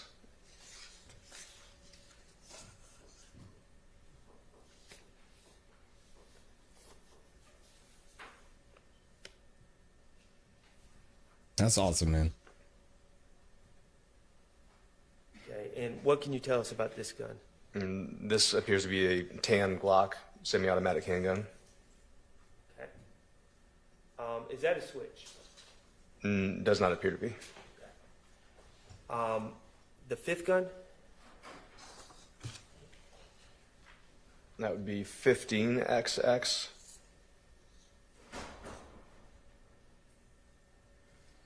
Okay. What can you tell us about this gun? Is there another picture associated with that gun? 14XX and 15XX. 14XX. Let's go with that. What can you tell us about this gun? Miss Hilton wearing green again. It's another semi-automatic I just handgun. noticed that. Also appears to be a Smith & Wesson. Okay. Wow. And how about the sixth gun? This is 51, 52, and 53XX.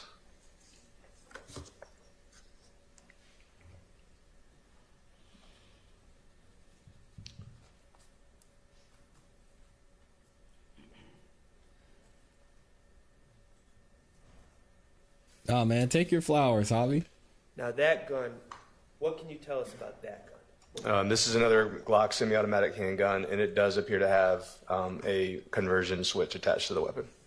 Okay, that is the switch. Yes, sir. All right, excellent. And those are the 6 guns that were collected from Jeffrey Williams' residence on May 9, 2022. Yes, sir. All right, great. Thank you. Thank you, Mr. Atkins. Okay, I just want to clear something up. And I'm speaking about, I'm not going to go through individually. I'm talking about all 6 firearms. Okay. Do you have any evidence that Mr. Stillwell has ever touched any of these firearms? I do not. Okay.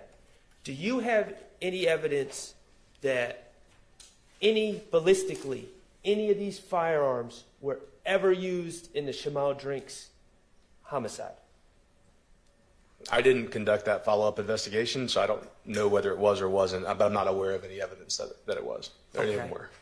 And that includes the switch too, correct? It does. Okay.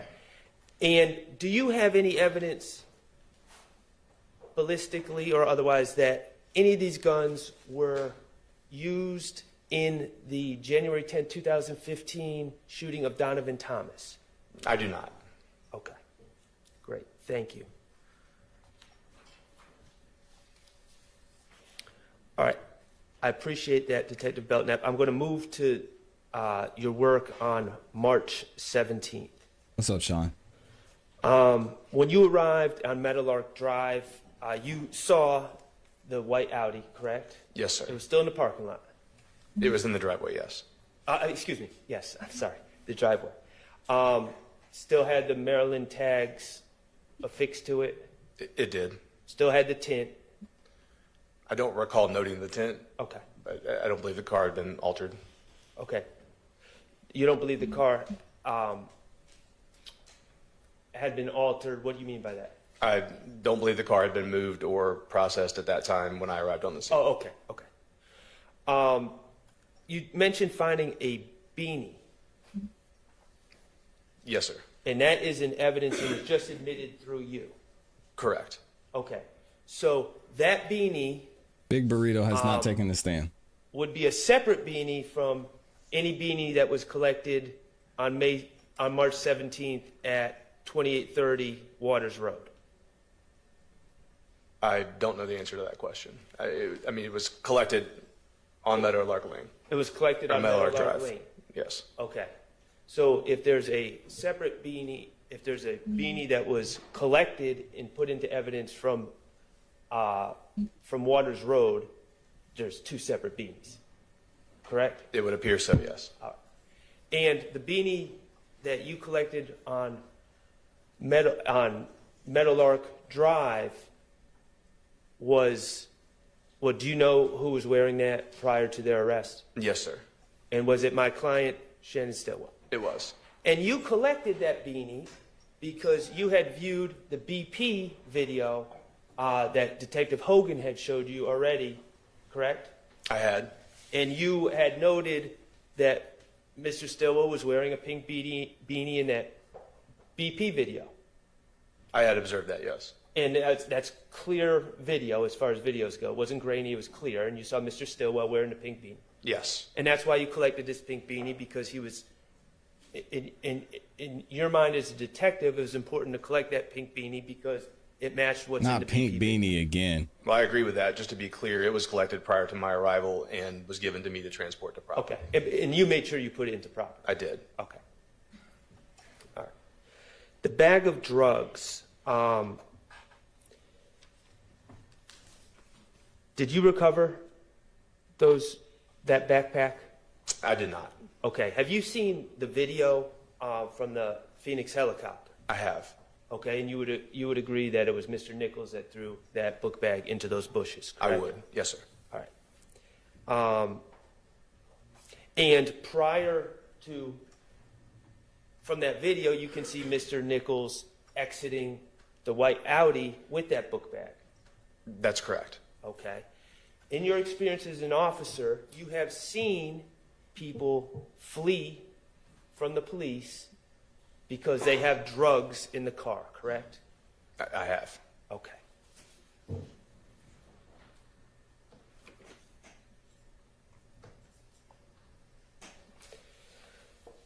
The FN Hurstel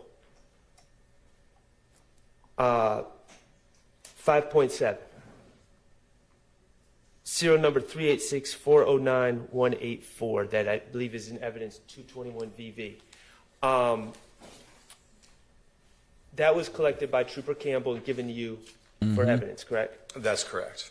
All right. And you would agree that that gun is not a switch. It's not modified, not a switch. No, it is not. Okay. And then later, you were called by an Officer Klickner to collect an FNX 45, correct? That's correct. Okay. And just to be clear, the FN, going back, the FN 57 shoots 5.7 rounds, correct?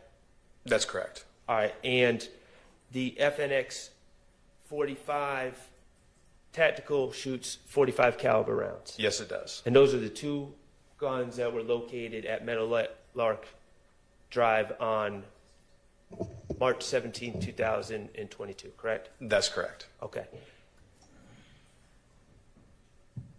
And you collected those firearms and brought them into property, into evidence to preserve for further investigation, correct? I did. Okay. Those two guns, either the 5.7 and the 45, do you have any ballistic evidence linking those guns to the January 10, 2015 shooting of Donovan Thomas? I didn't conduct any ballistics investigations on the firearms, so I don't have any ballistics evidence related to these. Do you have any evidence that connects them to the January 10th shooting of Donovan Thomas as we sit here today? I do not. Okay. And how about, and let me ask you, okay, and how about this? Those two guns, the 5.7 and the 45, do you have any ballistic evidence that connects those guns to the March 14, 2017 shooting of Shamel Drinks? I don't have ballistic evidence of any kind related to these weapons. In fact, neither the 5.7 or the 45 even shoots 40 caliber. They're not capable of shooting 40 caliber rounds, are they? Neither is chambered to shoot a 40 caliber round. Okay. You, just a couple more questions. You indicated that Detective Hogan had you look at the video for the FedEx to identify Mr. Stillwell and also Mr. Nichols, correct? I reviewed the video at some point. I believe that what I initially saw were some of the social media photos of Mr. Nichols. I don't remember what I saw initially. Did you review the BP video at some point? At some point, yes. Okay. All right, here we go. Back to the gas station.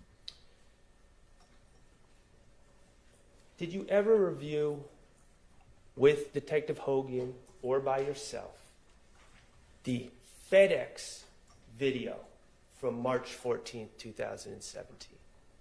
Excuse me, March 14, 2022. I don't recall if I ever reviewed that video or not. Okay, so you're not even certain if you've ever seen that video? I don't know. I'm not certain if I have or not. Okay. All right, thank you. No further questions. Redirect. There you go. Oh, okay.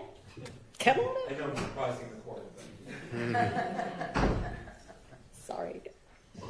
What does Doug Weinstein have to ask you about? I bet it has something to do with some of the evidence that they found. We have met. It's good to see you again. Yes, sir, you too. So I have some questions about what you said today. You mentioned that to Mr. Shart that Mr. Kendrick was present in the house at Allison Drive on May 9th, 2022, correct? I don't recall exactly what his question was, but yes. Okay. Did you actually see Mr. Kendrick in the house? I did not. Okay. The 6 guns that were found in that house, in Mr. Williams' house, do you have any evidence that Mr. Kendrick was ever in possession of those 6 guns? I do not. Nope. Do you have any evidence that he was anywhere near those 6 guns? I do not. Did you take part in the inventory, possession, or transport of the jewelry that was found in Mr. Williams' home? My role during the search was to take photographs of evidence as it was recovered. I was going to ask him about the watch. Do you recall there being 2 Richard Mille watches in Mr. Williams' home? I don't know if I would know those if I saw them. So I don't know if there were 2 or not. Okay. Do you recall seeing it's a Richard Mille brand. I understand you don't know what that brand would look like, but do you recall seeing a white ceramic watch with a pink band in the jewelry that you collected, or that was collected in that home? I believe one was. Do I remember seeing it? I certainly don't. A couple years later. Okay. If a Richard Mille RM055 Bubba Watson white ceramic watch is not present in property today, do you know what happened to that watch? I wouldn't have any idea. Okay. Thank you very much. Yes, sir. All right, redirect. Interesting. Everybody's stuck on this watch. On cross, you were asked by defense counsel about the May 9th search of Jeff Williams' home. Do you recall that? Yes, sir. Now, you actually were the photographer of those crime scene photographs we walked through, weren't you? Yes, sir. Now, you remember being asked questions about, I believe it was the 6 firearms that you found in that house. Yes, sir. And if they have any ballistic evidence to the March 14, 2022 murder of Shamel Drinks. Do you Correct. recall that? Yes. Now, How many months later was this search from March 14th, 2020? It is an expensive watch, yeah. That'd be 2 months later. Was Demekion Garlington arrested on May 9th, 2022 at Jeffrey Williams' home? He was not. Was Shannon Stillwell arrested on May 9th, 2022 in Jeffrey Williams' home? No, he was not. What about Miles Farley? He was not. What about Quarmavius Nichols? He was not. Now, I want to also ask you as the photographer, I'm going to publish what's marked as 64 X-ray X-ray. It's going to come up on the big screen and on your computer. Is this one of the photographs that you took? It appears to be. I'm going to go to 65 X-ray X-ray. Is this one of the photographs that you took? It is. Why did you take this photograph? In documenting this scene, we saw this pamphlet for Mr. McMiller's funeral. Mr. McMiller was associated with YSL, with Mr. Williams, and had been shot and killed. What was the date that he was murdered? It was March 11th of 2022. And do you recall if that murder was at a house or on a highway? It was on the highway. Is it, I don't have. No way they're throwing that thing away. But on this whiteboard, is that March 11th, 2022 and I-75-85? Yeah, I believe so, yes. And was Shamel Drinks murdered how many days after March 11th? I believe it was 3 days later. Now, I also want to ask you about. No way they pawned it. Thank you, Mr. Vadi. You were asked on cross by defense counsel about a watch. Do you remember that? I do. Now, I'm just going to come out and ask you because we've been dancing around it. Did you steal any watch or know of any APD personnel who stole any item from that house? Absolutely not. Can you tell the jury the protocols that are in place when you document? Was everyone wearing body cam? They were. And can you describe for the jury Were the body cams the process on? y'all have when you go through that large amount of evidence on a scene like that? In terms of, do you video when you're putting it into property? Yes, usually our body cameras will be running during the search of the home, during the transport. No, words are important. Notice how he said usually. We know what that means. Body cams malfunction. And at property when submitting property. And were you all on scene or working that case for a short time or a long time? We were out there for several hours.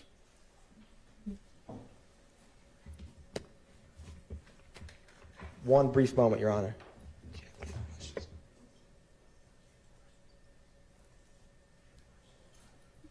No further questions. Thank you, Detective Belnap. Thank you. All right, any recross? Briefly.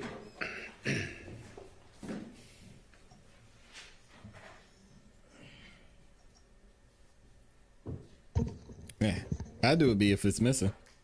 You were asked on redirect if you're aware of any member of the APD that would have stolen this particular watch I asked you about, correct? Yes, sir. Do you have full and total knowledge of all the activities of members of APD? I don't. If this particular watch, this Richard Mille watch, ceramic watch, is present in a photograph from Jeffrey Williams' home and it is no longer present in property right now, could anything have happened to that watch other than it have been stolen or lost? Well, no, not every item that we photograph is ultimately taken as evidence. And I think so they didn't take the a broad watch? number of possibilities of what could have happened to that watch other than it being stolen or lost.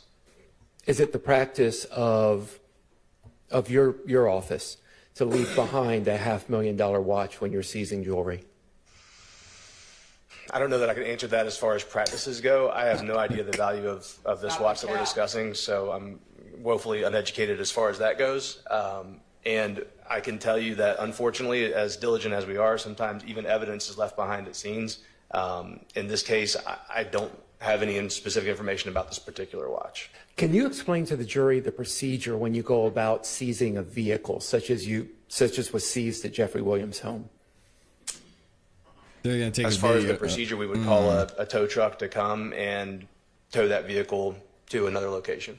Is there any searching of the vehicle and inventorying of property within that vehicle at the time of the seizure? It can depend on the scene and if there's a search warrant for the vehicle or if the vehicle is accessible. Sometimes the keys may not be present, can't access a vehicle, and sometimes it's towed to a secure location to conduct an inventory or further processing of that vehicle. If the vehicle is accessible at the scene and you have a warrant that allows you to enter that vehicle, what's the procedure for what you do with the contents of the vehicle? Typically, those contents would be cataloged. Valuable items may be secured. Evidence may be seized. Is the procedure to leave valuable items within the vehicle? Nope. Not typically, and again, that could be case dependent if the vehicle is going to be removed to another secure location for further processing. Okay, thank you. I have no further questions. Yes, sir. All right, thank you for your time. You are excused. Thank you. Call your next witness. Again. These niggas lacking. Again, either pointing out he's lying and someone took it, or they didn't do their job.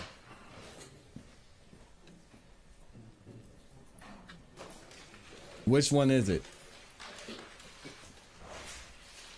Yeah, that watch is gone. I don't know what happened to it or where it is, but it's in Mexico right now.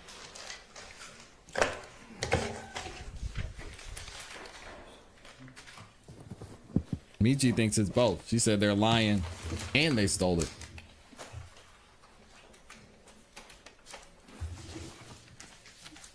It's wild.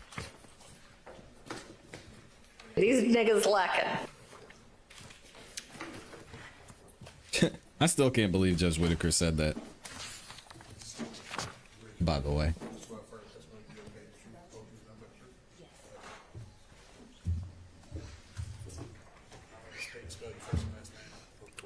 Yeah, and that's what I asked. That's exactly what I said. Where the body cameras on. ANTONETTEGREEN. And welcome back. You've been here before with us, haven't you? Yes, ma'am.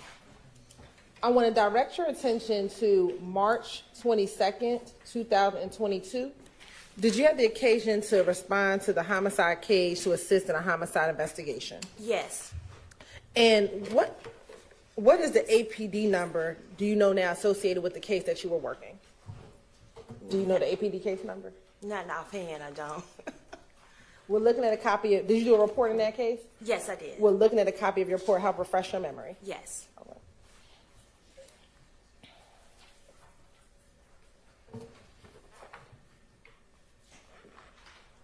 I'm going to approach you with what I'm going to mark as State's Exhibit 373BB. First, tell me if you recognize 373BB. Yes. And how do you recognize it? This is my report. And will that help refresh your memory as to the APD case number for? Ooh. Going back to the watch. This is a great question too. To that pretty girl. I mentioned, okay, if the body cams were on, were they functioning properly? Okay, if so, do we have a video of somebody putting that watch into evidence? If we do, I mean, they're done. They're done, and somebody took that watch because it just somehow disappeared. So, yep, great point. That case. Yes. What is the APD case number? The full case number is 220731882. All right. And tell the juror, where's the homicide cage located? It's located at the Annex 3493 Donnelly Hollowell. And why were you requested to that location? I was requested to do a follow-up with Investigator Hogan at the time. And what did Investigator Hogan request? Not Hogan. He requested me to photograph and process 2 vehicles in the cage. If you could tell the juror briefly, when you're asked to process a vehicle at the homicide cage, what are you going to do? How do you process the vehicle? It depends on what the homicide or officer wants to be done, but usually in this case, I photographed the vehicle and searched for evidence. Okay. And how many vehicles were you asked to process? 2. And what were those 2 vehicles? It was a Audi A5 and a Nissan Versa. And did you have any particular order as to how you processed those vehicles? Yes, because he had a search warrant for the Audi A5, I processed that one first. Why did you do that one first? Just because of the search warrant? Yes. Okay. And then did you subsequently process the red Nissan Versa after that? Yes. And have you had the opportunity to look at pictures from your processing of those two vehicles? Yes, I have.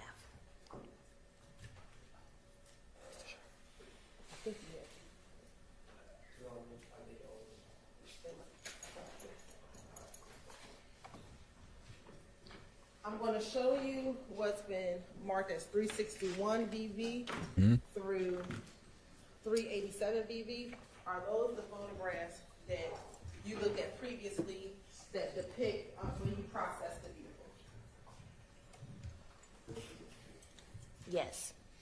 And do those appear to be a fair, accurate depiction of the homicide cage when you process both the Audi A5 and the red Nissan Versa? Yes. Your Honor, this time the state would like to tender and admit 361 VV through 387 VV.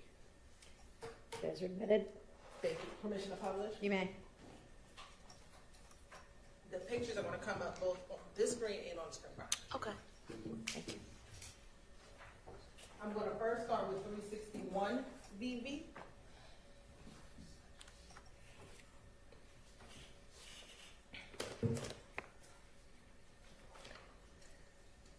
And while it's coming up, tell the jurors when you, should we start with 361 VV? Sorry, 373 VV, I apologize. When you process the vehicle, tell the jurors how do you go, your steps in processing the vehicle. Okay, so my first step is to photograph of the vehicle 360. So I would do the rear, the passenger, the driver's side, and the front of the vehicle. And then from there, I would go inside of the vehicle and photograph it as well, starting with the driver's side, going to the rear, driver rear, going around to the passenger rear, and then back to the passenger front. That's how I process the vehicle. Okay. Now, looking at Stacey Exhibit 373 VV, is this the white Audi A5? Yes, it is. And what is the tag number on this vehicle? Number 8 is in Edward, D is in David, number 7071. And what is the tag number? I mean, where's the state issuing the license? Maryland. Okay. And in looking at Stacey Exhibit 373 VV, are you able, do you see tints on the front dashboard of the vehicle? Well, Just yes, tinted. it is dark. Okay. And can you, looking at this picture, look and see inside of that vehicle? No, I cannot. Okay. I want to look at 374 VV. There's Detective Hogan in the background with his cowboy hat on. 375 VV. That man loves his cowboy hat. For real. 376 VV. Is that what you were just referencing by taking the 360 picture of the vehicle? Yes, ma'am. And looking at those pictures, 374, 375, and 376, did the car appear to have tints on all sides of the vehicle? Yes. And in looking at all sides of the vehicle, were you able to look inside of that vehicle? No. Not through the windows? No. All right. I want to look at 377 VV, 378 VV. Exactly, Danielle. 379 VV, 380 VV, and 381 VV. What were you depicting in those exhibits? Like I had stated earlier, those are the interior photos of the vehicle from all sides. And just showing what's in the vehicle. And looking at 382 VV, what, if anything, were you trying to depict in 382? That's just showing me, I always show parts like all the photos are not here, but I always show like opening that door in the interior side of the door. And there's,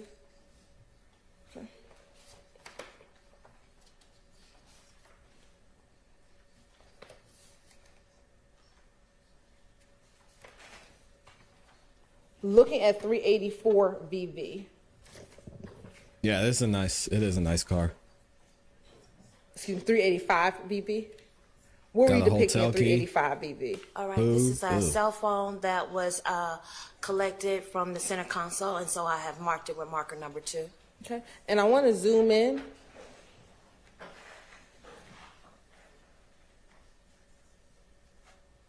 Do you also see a pair of glasses on the seat? Yes. As well. All right. Did you collect the glasses or the phone charger? No, just the phone. All right. And then looking at 386 VV. And I'm going to rotate it to the left.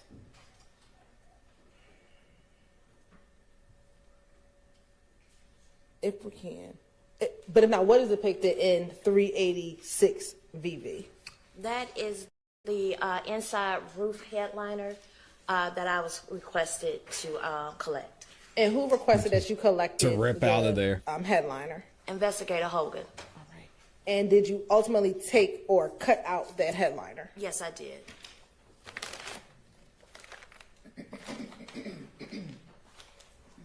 I'm going to show you what's been marked as State's Exhibit 388 VV. Take a mic with your sis.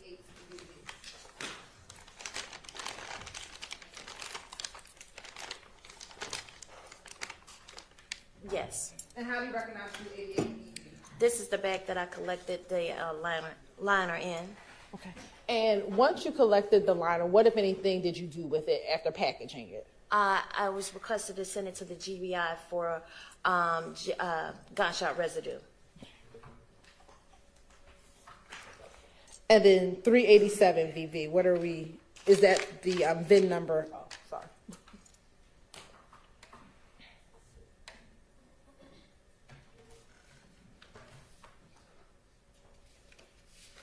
Come on, a body. Okay. And now looking at it right side up, is that the headliner that is in that bag? Yeah. And what portion did you cut out? Just the part that has the one? Yes. All right. Why did you take the other portions of the headliner? Because that's a molded part and it was not easily to come out. That part is padded because it's part of the sunroof, so that was easy to cut. Oh, molded, like. And while I'm getting you a pair of scissors, I'm going to go to it. to 387 VV. Was that just the VIN number of the vehicle? Yes, it is. And what are the last 8 digits? Excuse me, 6 digits, I apologize. 0456, I'm sorry, 04529. All right, thank you. 004529 maybe. State Exhibit 388. It's fine. Did I admit that? You're right. Let me admit verse 388 VV into evidence. No, you did not. All right, that's admitted. And permission to publish. You may. Mm-hmm. It's very true.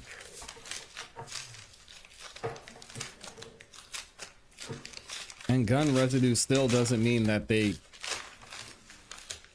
extended the rental, so they could have committed another crime in this car. Like, this line of questioning is somewhat silly in my opinion. Because didn't they extend the rental and have the car for an extended period of time? So what does gun residue in the car have to do with anything?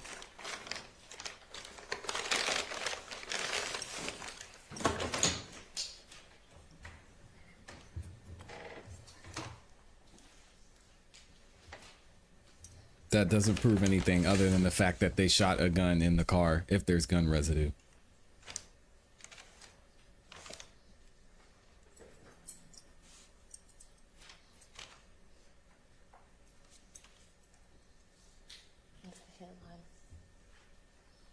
And when you take it out, did you do all the other cutting here, or do you know when all the other cutting was done? No, I do not. Okay. And you can put it back in there. Thank you.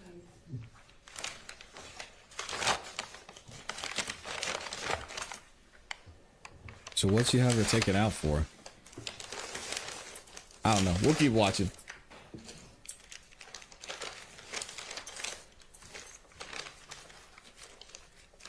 Price Street makes another great point. It doesn't prove it was even them. The last person that rented the car could have done it. Mm-hmm. That's a fact. And it's not illegal to shoot a gun in a rental car. Is this the red Nissan Versa that you processed at the direction of Detective Hogan? Yes. And as we go through, looking at 362 VV and looking at 363 VV, is this again, you taking the three Yes, that's 60 true. Same here. photographs of the vehicle? It's Yes, annoying. it is. All right. Now, for the Nissan Versa, were you able to enter into the vehicle on the on the passenger side? No, I was not. Why not?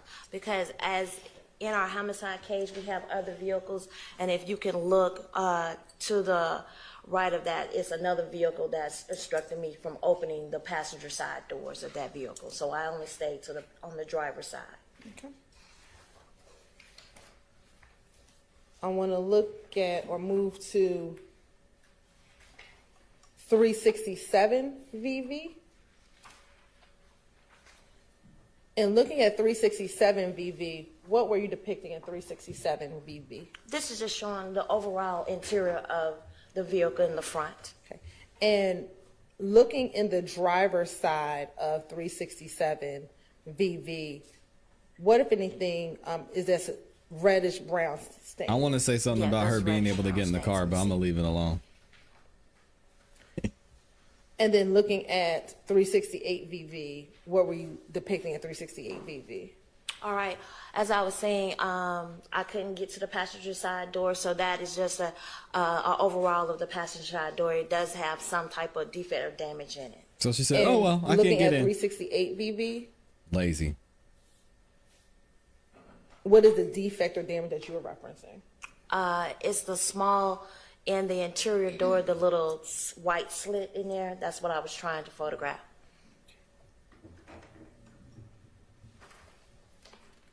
And 369 VV, is that a close-up of that white slit? Yes. Okay. Now looking at 371 VV, what were you depicting in 371 VV? I don't know. I'm not going to tell anybody how to do their job, but you think in a murder case like this, when there's blood everywhere, you would take extra time to make sure you get everything photographed. In the reddish brown stains, there is a projectile that's located, so that is marked with marker number 1. And I want to see if we can zoom in on 371 VV.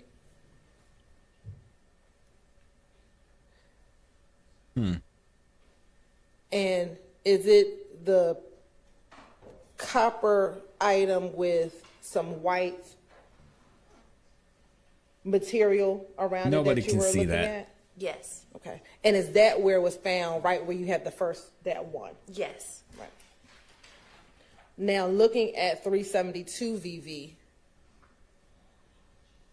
did you take it from where it was initially and pull it out a little further to take the picture of it? Yes, so you can clearly see what it was. Okay. And did you collect that projectile? Yes, I did.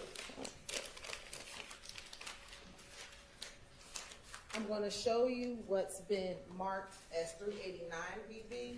I believe admitted as 389 VV. Can you look at 389 VV and tell me if you recognize 389 VV? Yes. And how do you recognize it? This is the bag that I sealed it in. It has my initials on it. Okay. And I won't ask you to publish it, but do you feel inside of the bag the projectile? Well, yeah, I filled the envelope that it was in. Feel to the bottom corner. Oh, yes. Oh, yes. Okay. And do you want to open it and confirm? You want me to open it? And just look inside of it.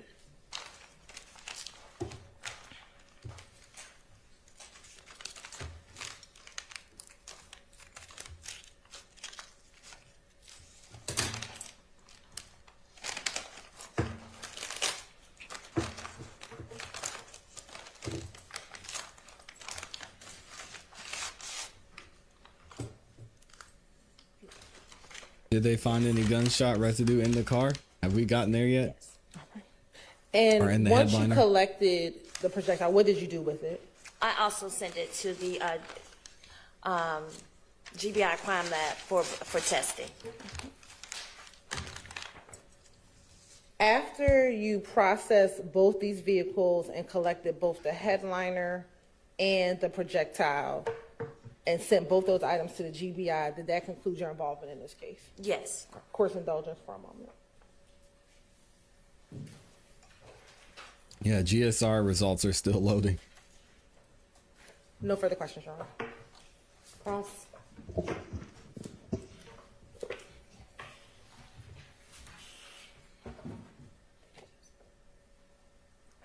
Yeah, if you could just, no, if you could just put them up there. I'm sorry. I'm thank you, Mr. They're dancing. Just going to put these here in case I need to ask any questions. Okay. Ms. Atkins, could you just write if I need anything for, thank you. Good morning. Good morning. Crime scene tech, you're still a crime scene tech, correct? Well, I'm currently a supervisor, but yeah, it's. Good morning, Supervisor Green. Yes. My name is Max Shard. I represent Shannon Stillwell, okay? Okay. All right. Now, the work that you just testified to, you performed that work on March 22nd, 2022. Yes. Okay. At the annex on Bankhead Highway on Donnelly Hollowell that APD owns and stores vehicles that are evidence, correct? Yes. Okay. And you were not at the scene on March 14th of 2022, but you became involved when you processed these vehicles. That's correct. All right. And you processed these vehicles, was that pursuant to a search warrant? Yes. Okay, and the search warrant was obtained by Detective Hogan, is that correct? Yes. Who you knew to be the lead investigator in this case? Well, investigate, yes. Okay, thank you. Now,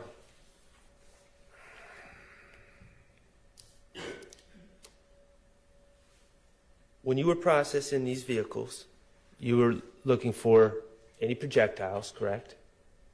Yes.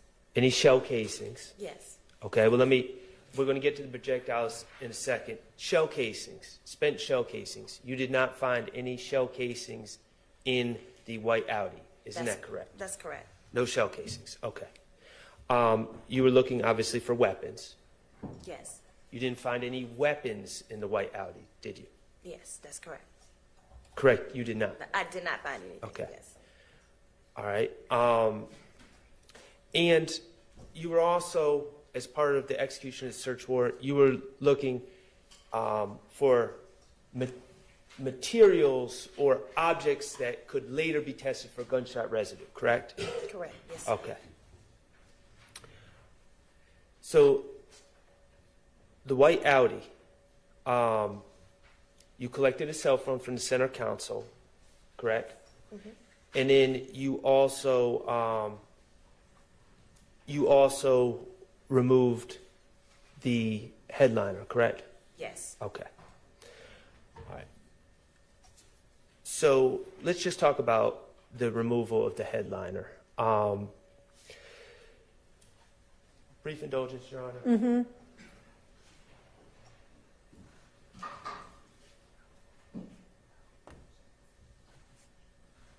Imagine asking somebody to help you kick their. Okay.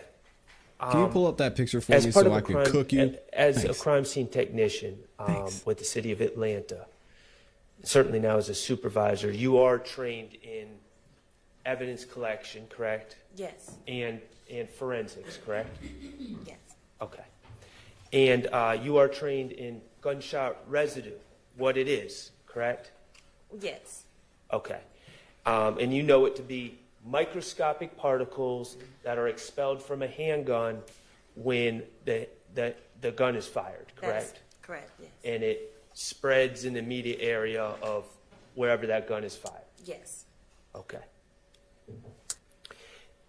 And you were trained in the collection of potential objects for testing for gunshot residue, correct?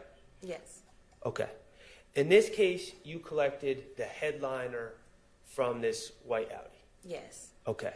Now I'm showing you 183 VV. This is already in evidence. Is this a fair representation of what the white Audi looked like after you collected the headliner? Yes. Yes. Okay. And the part that you collected, is it? She tore that thing up. is it the square on top where the sunroof is, or is it also the surrounding area that forms the border on the top of the car? Yeah, it's been so long. Yeah, so I'm assuming that, well, I did that where I put number 1, I collected that, and if the other parts came off, I collected that as well. Okay, so you collected it all? Yes. Okay. Would you like to look at the headliner to just confirm? Yeah.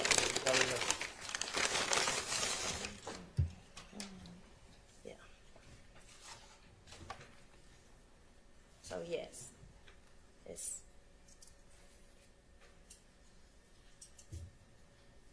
yes, all the headliner, yes.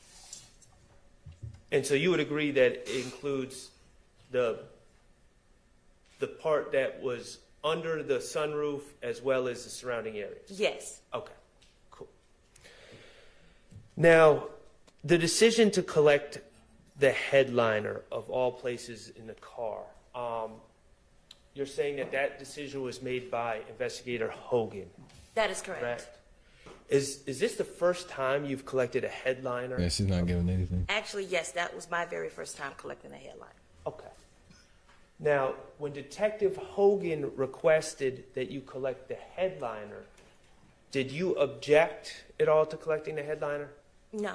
Okay, as someone trained in gunshot residue and collection and all that you know about gunshot residue, the headliner seemed like a reasonable part of the car to collect.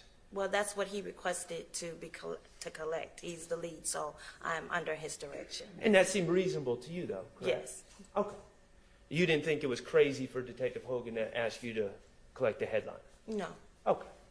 And the headliner would be, the reason you didn't think it was crazy, because the headliner would be in the area where gunshot residue would be dispersed if a gun was shot inside that Audi, correct? Correct. Okay, and the headliner and that cloth is different than hands, correct? That is correct. Okay, the cloth And material, guess what? based on your training experience, would be more likely to collect and maintain gunshot residue particles than someone's hands, correct? That is correct. Okay. So that seemed like a good idea to you to collect the headliner, Yes. if we wanted to get to the truth.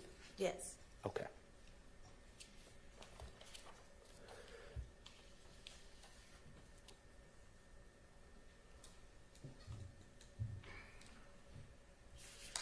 And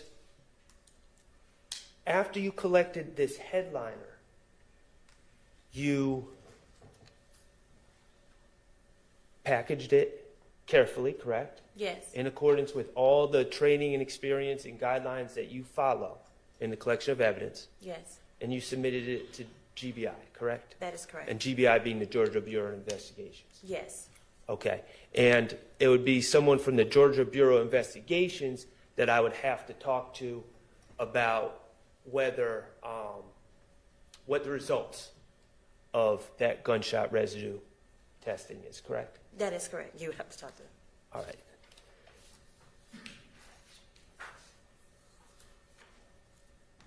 Oh, one more thing.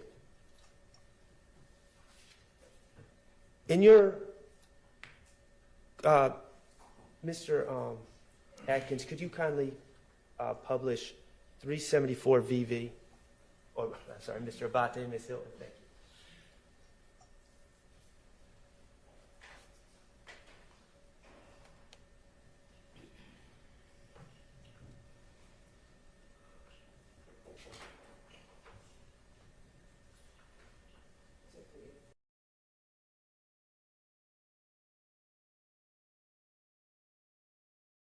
$374.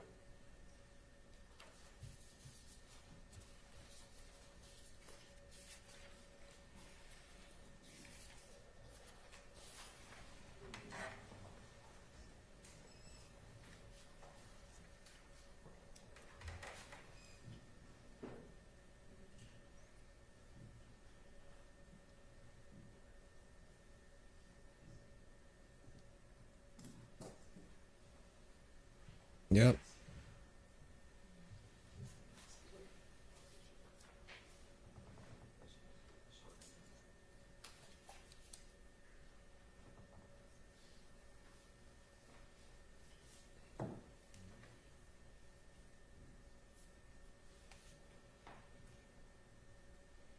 Thank you.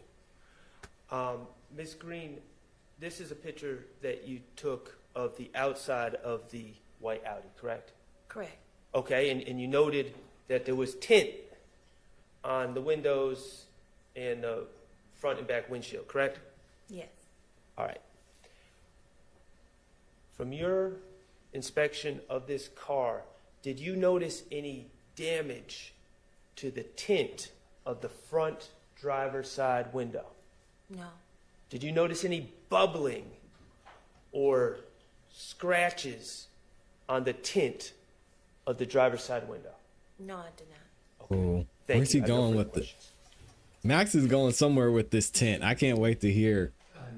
Y'all free my boy Tent, but this is interesting. Thank you for your time, and you are excused. Call your next witness. You have a mistake called Alexander Koven, 16.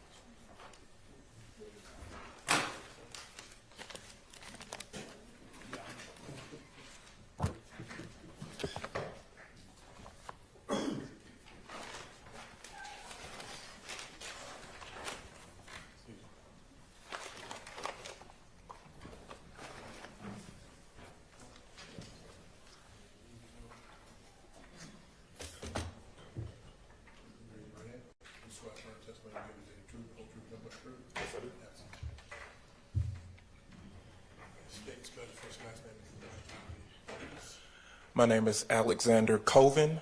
Last name is C-O-V as in Victor. Shout out to I-N. Mr. Koven. I like that tie. Good It's nice. morning, Mr. Koven. How are you? Good morning. It's Where nice. are you employed? I'm currently employed at the Georgia Bureau of Investigations, Division of Forensic Sciences, commonly known as the State Crime Lab. And what do you do for the Georgia Bureau of Investigations? I am a microanalyst or scientist in the trace evidence section. And if you can tell the jury about your education and training. I received a Bachelor of Science in Chemistry from Albany State University. And upon being hired at the GBI Crime Lab, depending on which area of analysis they will be employing you in, you will begin a training program. So for me, when I was promoted to a scientist position, I started off in the gunshot primer residue program. And the training lasts about 6 to 8 months, was consistent of practical exercises, written and oral exams, a competency test at the end, which is like a mock case that I had to get the correct answer to, a mock trial phase, and then about a 3-month-long supervised casework phase where I was doing real casework, but my trainer was also going through some of the technical processes with me. And have you had any training outside of your training with the Georgia Bureau of Investigations? As it pertains to gunshot primer residue, no, I have not. While at the GBI, how many cases have you dealt with concerning gunshot residue? Concerning gunshot residue, over 1,000 at this point. And have you ever been qualified to testify in the state of Georgia as an expert in gunshot residue? Yes, I have. About how many times? About 82 or so times. You're right. This time the state would like to tender Mr. Koven as an expert in gunshot residue and trace evidence examination. All right, he's so qualified and may testify as an expert in those matters. If you could tell the jurors as a microanalyst, what are some of your job duties and responsibilities? So as a microanalyst in the trace evidence section, I perform casework in the areas of gunshot primer residue, or GSR, paints and coatings, plastics and polymers, or tape, fractured materials, and some questioned materials or general materials cases. And if you could tell the jurors, what is gunshot residue and how is it formed? Gunshot primer residue, or GSR, is a collection of microscopic particles that are formed when a firearm is discharged. These particles contain all 3 of the elements, lead, barium, and antimony, and are molten in morphology, Good to know. showing that they've been exposed to a lot of heat and pressure during the discharging of that firearm. And when the gunshot residue or the gunshot powder comes out of the firearm, what direction does it generally go in? What happens with? The GSR particles form a vapor cloud when the firearm is discharged. So I liken it to maybe baby powder in the way it behaves, kind of a cloud or a plume around that firearm in all directions. And then also some of that GSR, the GSR particles traveling with the bullet as well. How do you test for GSR on items or materials? Typically, GSR is tested and collected using what we call a GSR collection kit.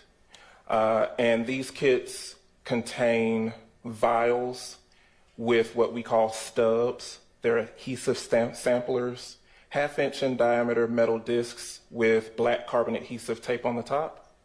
And whatever surface you want to examine for GSR, whether it be a person's hands or clothing or so on and so forth, you can take those samplers and dab the surface randomly to pick up any particulate matter that is there.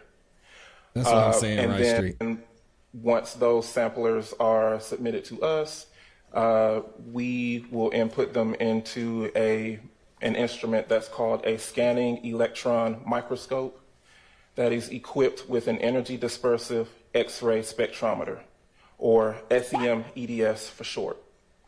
And all that is just a very high-powered microscope that uses a beam of electrons instead of light, like you would usually see in a microscope that you would see in a biology classroom. Why don't you say that This in the first instrument place? will then allow us to see what's on the surface of those samplers. Any particulate matter that is there, we can see it, and then get an elemental profile of what those particles are made of. So again, with GSR, we're looking for molten particles containing all three of the elements together: lead, barium, and antimony. Are there certain surfaces that are better to test for Aluminum. GSR than others? Yes, there are. As far as like, so typically the best evidence as far as GSR is concerned is a person's hands. You can also sample surfaces such as clothing items or anything that's made of cloth or textile material. Any other surfaces can be sampled for GSR, but some surfaces don't do as well as retaining those GSR particles, and as well as making it difficult to actually sample. But any surface can technically be sampled for GSR. And if a surface is clean, so if it's your hands, if the hands are washed, or if it's a vehicle and the vehicle is cleaned, would that prevent you from getting GSR results in cases such as that? Can it affect getting results? Can you get closer to the mic? Yes. Thanks. It's not going to use it. When it comes to a person's hands, if GSR particles are in fact there, washing the hands will cause you to remove most, if not all, of those GSR particles. The same can be generally said with other surfaces, especially harder surfaces. If you wipe those down or rinse those down, any GSR particles that are potentially there mostly will be lost. When it comes to clothing items or surfaces that are more cloth or textile material, most of those GSR particles, if they are in fact there, will also be lost. But we have seen that, for example, with clothing items, very small amounts of GSR can still persist even after washing your clothes.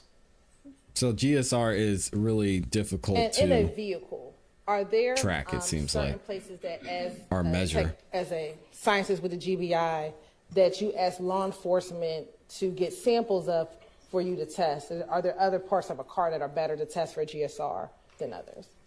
We would prefer that the headliner of a vehicle is either submitted or sampled for GSR.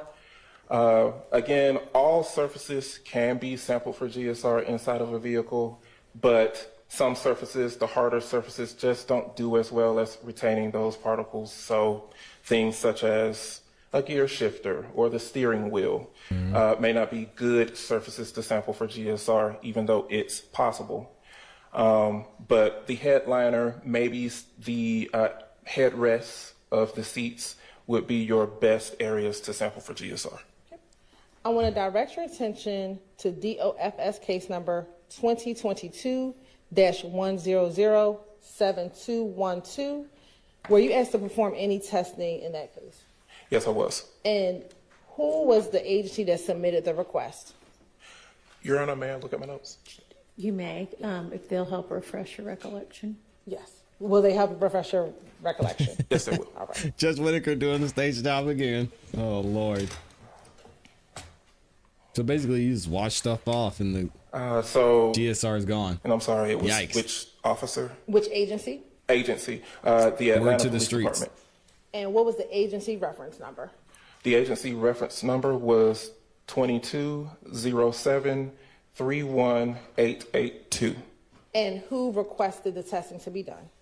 An investigator, A.E. Hogan.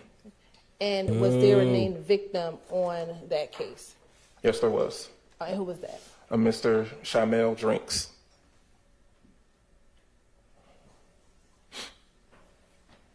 And what was submitted to the GBI for testing? So as far as GSR analysis is concerned, a headliner that is identified as being collected from an Audi A5 was submitted. Okay. And in front of you is State's Exhibit 388BB. And there's some fresh gloves. Tell me if you recognize State's Exhibit 388BB.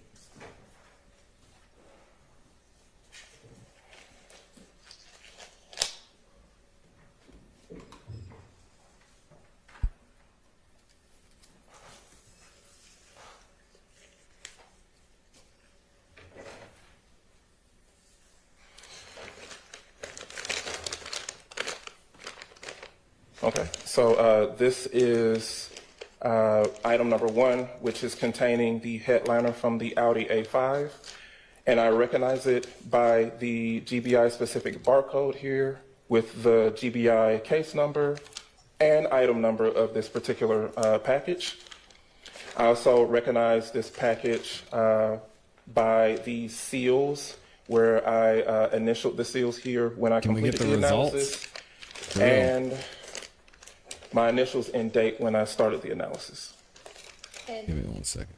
Can you walk the jury through what you did with that particular piece of evidence in order to test for GSR? Okay, so we don't care. What did the test show?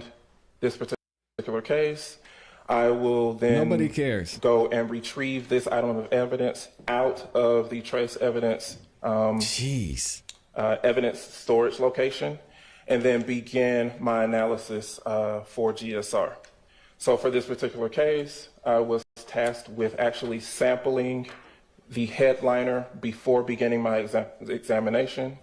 And so I took this item of evidence into a clean processing room and began sampling this headliner using those stubs or adhesive samplers that I mentioned earlier. And when you look inside 388BV, do you see the adhesive stubs that you use in this case? The adhesive stubs are not here unless they've been put inside. Oh, they're inside actually. So the adhesive stubs are a separate item that I created once I was finished sampling the headliner. And when you say you sampled the headliner, what do you mean? I will take the adhesive samplers and we call it dab randomly across the surface of that headliner. I used 2 stubs in total when it came to actually sampling the surface of the headliner. Keep in mind this is a sampling process. not every square millimeter of that entire headliner can be covered by these stubs. So like I mentioned, I used 2 of these stubs, and then a third stub, which was just exposed to the collection environment in the processing room that I did the sampling in, just to show that there's no extraneous GSR particles in the processing room. That will also be carried along through the examination process, along with the stubs that I used to sample the actual headliner.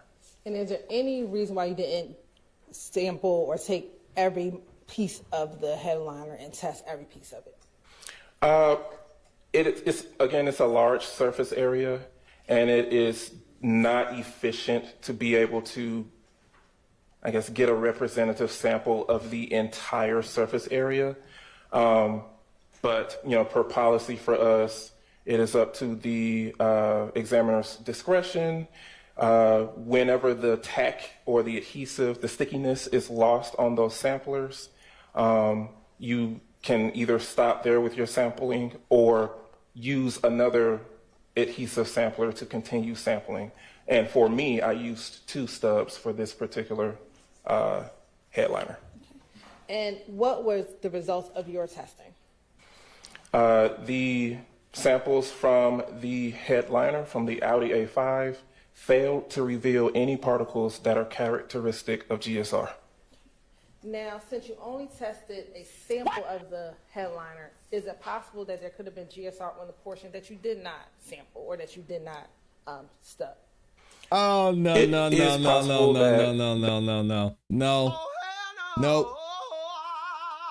No. We are not doing that. What did this man just say? What? These niggas lacking. Did he just say there was no GSR?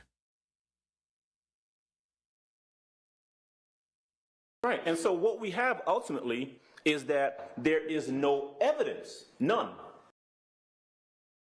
Can y'all spam 403 in the chat? We got to run this back real quick. Hold on. After all that, you're going to tell me he said there's no GSR on the headliner? Along with the stubs that I used to sample the actual headliner. And is there any reason why you didn't sample or take every piece of the headliner and test every piece of it? It's a large surface area, and it is not efficient to be able to, I guess, get a representative sample of the entire surface area. But, per policy for us, it is up to the examiner's discretion. Whenever the tack or the adhesive, the stickiness is lost on those samplers, you can either stop there with your sampling or use another adhesive sampler to continue sampling. And for me, I used 2 stubs for this particular headliner. And what was the results of your testing? The samples from the headliner, from the Audi A5, failed to reveal any particles that are characteristic of GSR. These niggas lacking. How do we go through all that just to get to the conclusion that, yeah, a gun wasn't fired in this vehicle, for what we know? And then Hilton has the nerve to ask this question, which is makes it even crazier. Oh my gosh. Of course we're buffering now. Now, since you only tested a sample of the headliner, is it possible that there could have been GSR on the portion? I wish you would step up to the mic. That you did not sample or that you did not stub? It is possible that there is a small amount of GSR somewhere on that headliner that I happened to miss with the sampling process. Now, I want to ask you a few hypotheticals. Stop the cap. If a person is driving a car and they pull up to a red light, and at that red light, the same driver, I'm going to ask first, sticks their hands outside of the window. This is a dumb question. Don't ask this question, Miss Hilton. Because Max is just gonna get her with the tent, my guy Tent. I'll let her talk. 40 caliber handgun. Would you expect gunshot residue to enter into the car that the driver was in? It's a bad question. And is the driver that stuck the... Yes, the driver is the person who stuck their hands outside of the window and fired the firearm. It's possible that a small amount of GSR could still be deposited inside the vehicle through that open window or door, perhaps, but not particularly a large amount of GSR. Most of that cloud or plume of GSR particles would be outside of the vehicle, but some of that still could be deposited inside as well. Y'all hear this? Oh, this is nasty work. If y'all listen, you heard it. Notice she did not ask him about no door. You heard what he said? If the gun was fired through a window or perhaps a door. Nobody asked you that, sir. Stuck the... Nasty work. Stuck their hands outside of the window and fired the firearm. Listen to what he said. It's possible that a small amount of GSR could still be deposited inside the vehicle through that open window or door, perhaps. Stop the cap. Ain't nobody asked him about no door. This was coached. This is making the state look even dirtier. Nobody said anything about a door. She asked you specifically about a window. But not Nasty. particularly a large amount of GSR. Most of that cloud or plume of GSR particles would be outside of the vehicle, but some of that still could be deposited inside as well. This is a great witness for the defense. Now, hypothetically, if a person... Miss Hilton, if you're going to get that far away from the mic, will you use the lapel mic? Thank you, Judge Whitaker. Pick one up Jeez. and carry it with you, please. Sure, I'll stay by the mic, Your Honor. Stay your ass there. Is this good? Can you hear me? Okay. Hypothetically, if a person is driving a vehicle and they have passengers in that vehicle, and for some reason they're in the same car, the passenger shoots a gun inside of the car, inside of the same car, would you expect to find GSR inside of that vehicle?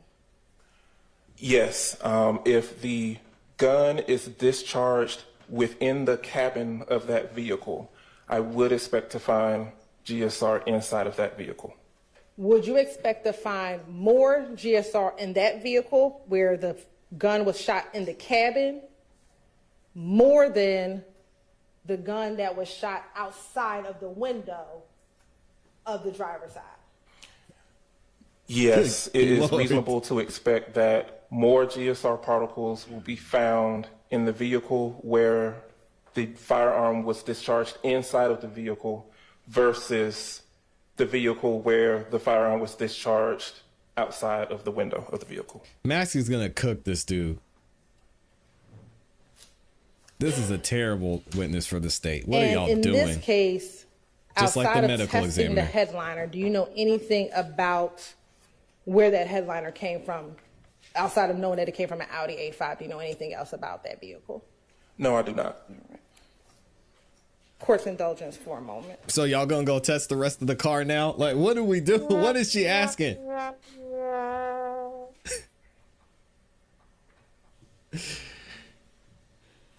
Again, Detective Hogan did not do his job. Why are you just gonna test the headliner? What is going on? My last question for now.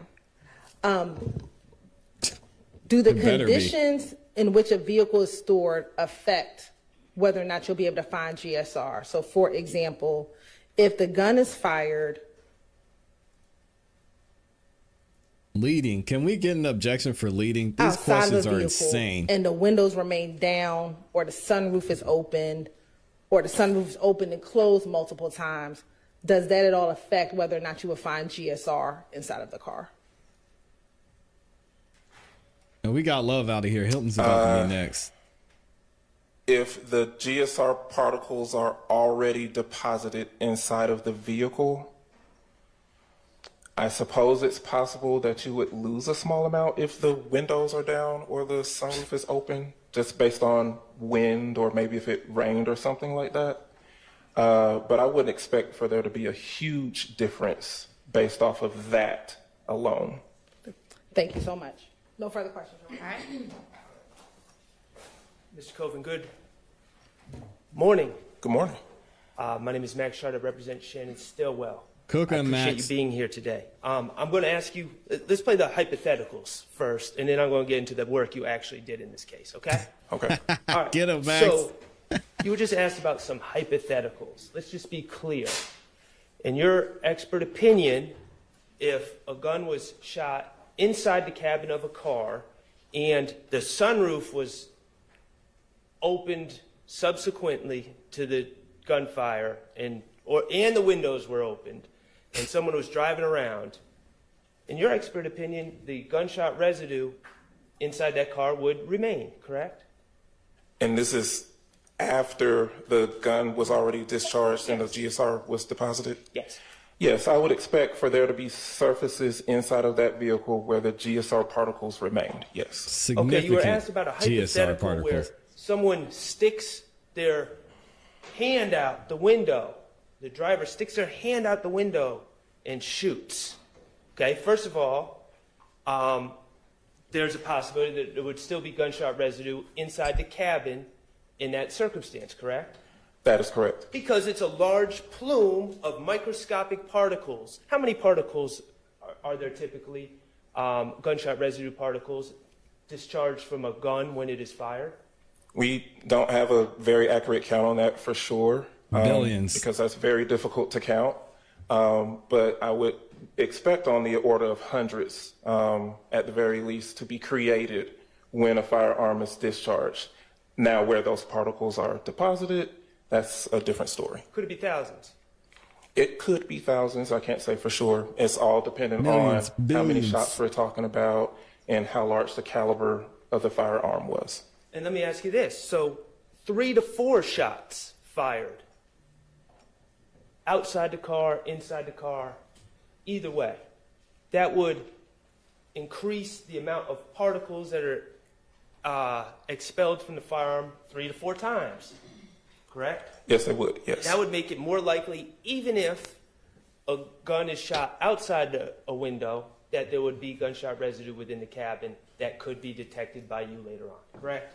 Yes, that is reasonable to expect that there will be more available to deposit on some surface somewhere, yes. Okay, and while we're playing the hypothetical game, if someone stuck their arm out the window, the driver's side window of a car, and fired a gun, and it was on video, you would expect to see muzzle flashes, wouldn't you? Here we go.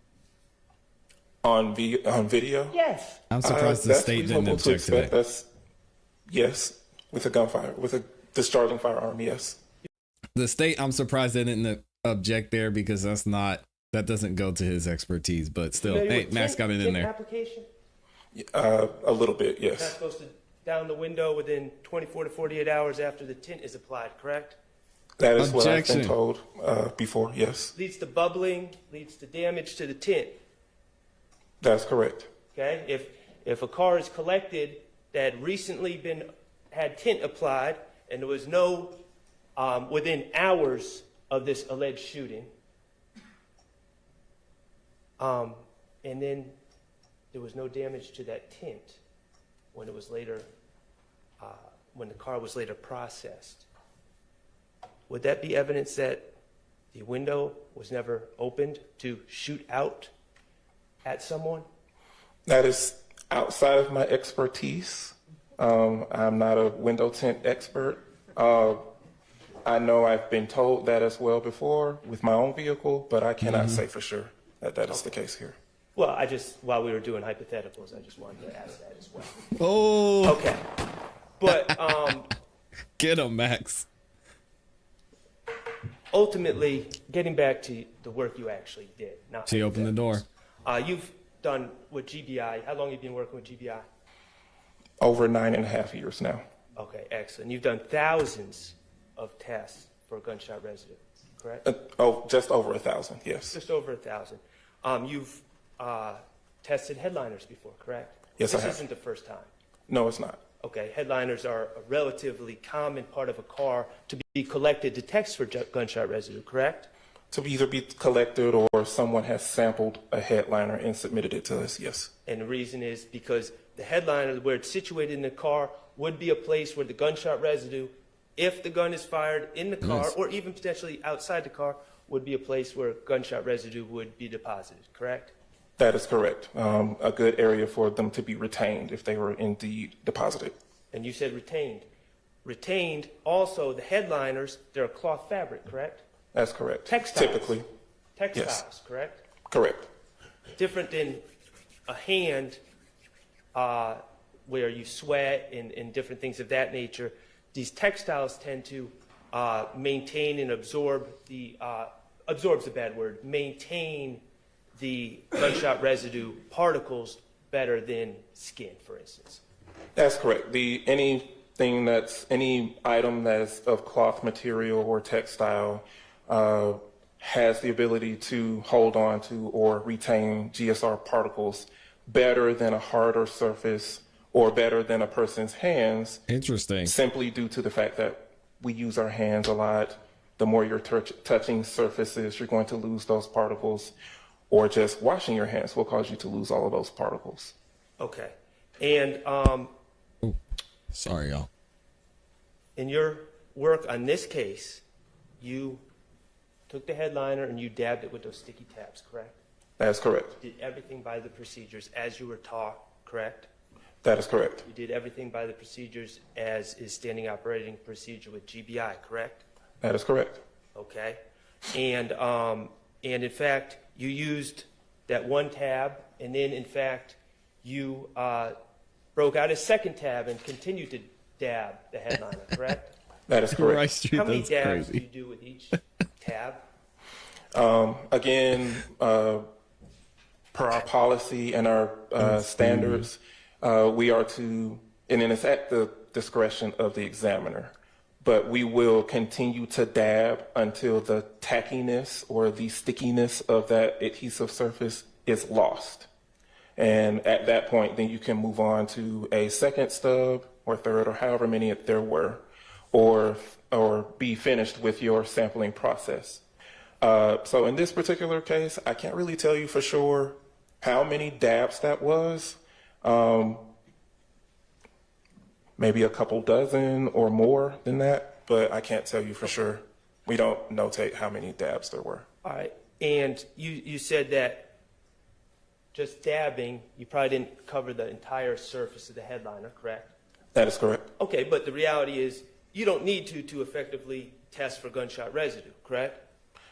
That is correct. Again, unfortunately, just due to the nature of the sampling process, we can't get to every square millimeter of that entire surface. So it's possible that some things could have been missed, but this is a sampling process that is recognized throughout the forensic community and is standard for us when it comes to sampling any items for GSR. Well, and the reality is when we're talking about GSR, a gun doesn't disperse GSR to one little spot, all the GSR to one little spot on a headliner. It sends a plume, correct? That's correct, a plume or a cloud, yes. And so when you're saying we didn't cover every little spot, in your training experience using, in fact, not only one tab, but two tabs and dozens of dabs, in your 9.5 years experience, you dabbed enough to get an accurate representation Look at my dab. of whether that headliner was exposed to a plume of gunshot residue, correct? Dabbing all over the place. Yes, that's correct. You felt great about the work you did. You followed all the procedures. Yes, I did feel good about the sampling process that I did. Okay. Look at my dab. Free dab. Let me ask you. Y'all got to dab every time he says it. Said you've been called to testify 82 times. When it comes to GSR, yes. Is it fair to say that the majority of those times you came to testify in court, the GSR was positive? You said the majority of the time?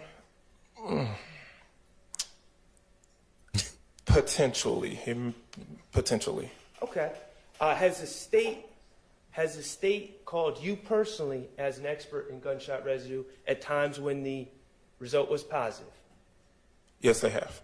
Okay. And you, when the result was positive, you came and shared with the jury about what the results were?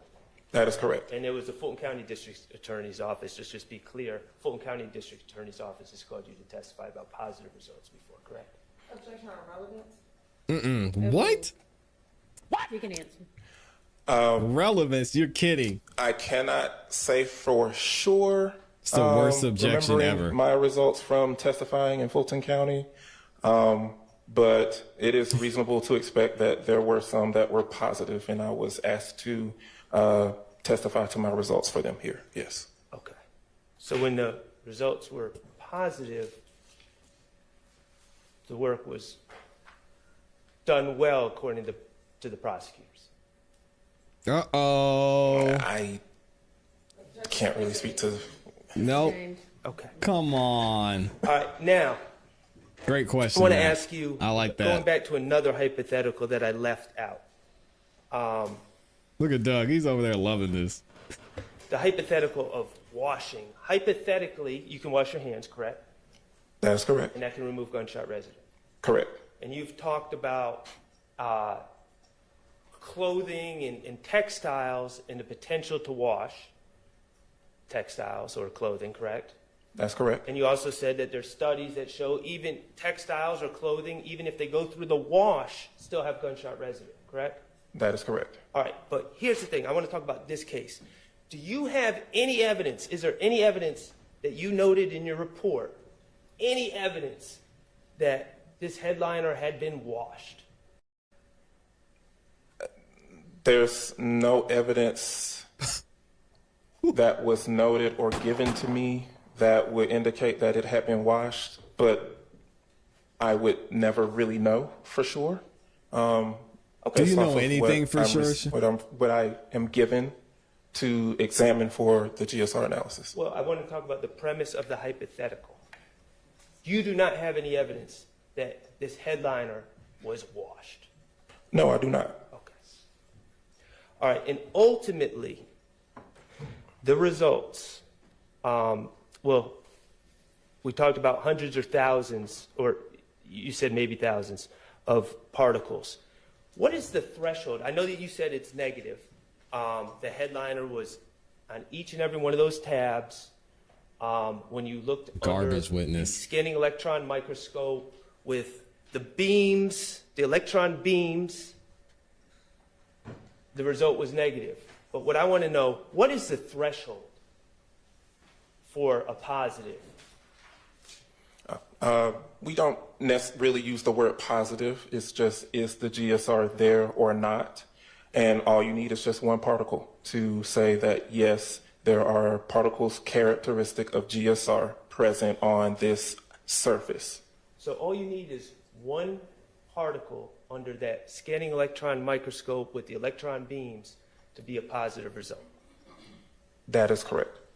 And in this case, the result of that headliner was negative, meaning you did not even see one particle of gunshot residue on that headliner. That is correct. Thank you. I have no further questions. Wow. Excellent by Max. Let's take a second. Forget Hilton. Give him a round of applause. Killed it. No pun intended, by the way. All right, here we go. Let's listen to this Sharp BS. just asked you if there was evidence that the car Barbecue was chicken. washed. Do you know, sitting here, if there's evidence that it was not washed or cleaned? No, I do not. Mr. Shart asked you about muzzle flashing on a video. Do you remember him asking about that? Yes. If the video is grainy, would you expect to see muzzle flash? I really can't tell you for sure without actually seeing the video myself. I suppose the graininess of a video could impact that, but I can't say for sure. And just because you don't see muzzle flash, does that mean a shooting did not occur? I'm not really too sure on that one either. Nice try, Hilton. It's too late. You talked about a plume, the smoke or the cloud that comes out. The direction of the cloud, is that in the direction of the projectile of the bullet? Is that the direction of the plume that we are talking of? So the plume or cloud is formed around the discharging firearm. Yes, the plume could have a more dense population of GSR particles in certain areas, depending on the environmental factors or what type of firearm it was. But it is a cloud or a plume of GSR particles that is created. And then you will also have some GSR particles traveling in the direction of the bullet, with the bullet itself. Can the length of time between the depositing of the GSR and the testing affect whether or not you will find GSR? Yes, it can, just due to any factors or any events that could have occurred in the interim. So those GSR particles are deposited. Were they washed or wiped away or lost for whatever environmental reasons? That could affect the amount of GSR particles that are picked up when when it's finally sampled for GSR. Of course, I can't say for sure what happened, but those are things that can affect any GSR examination, yes. And do you have in your notes when you tested the headliner? I sampled the headliner on June 1st, 2022.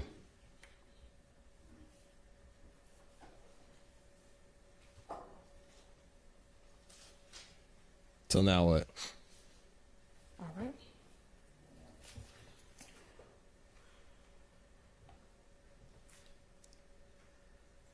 And again, cleaning, vacuuming inside of a car, inside of a vehicle, that can affect whether or not we find GSR. Is that fair? Yes, Sorry. I'm sorry. Yes, that will affect the amount of GSR particles that are there. But he also said there wasn't any indication that it had been cleaned. So another L. These niggas lacking.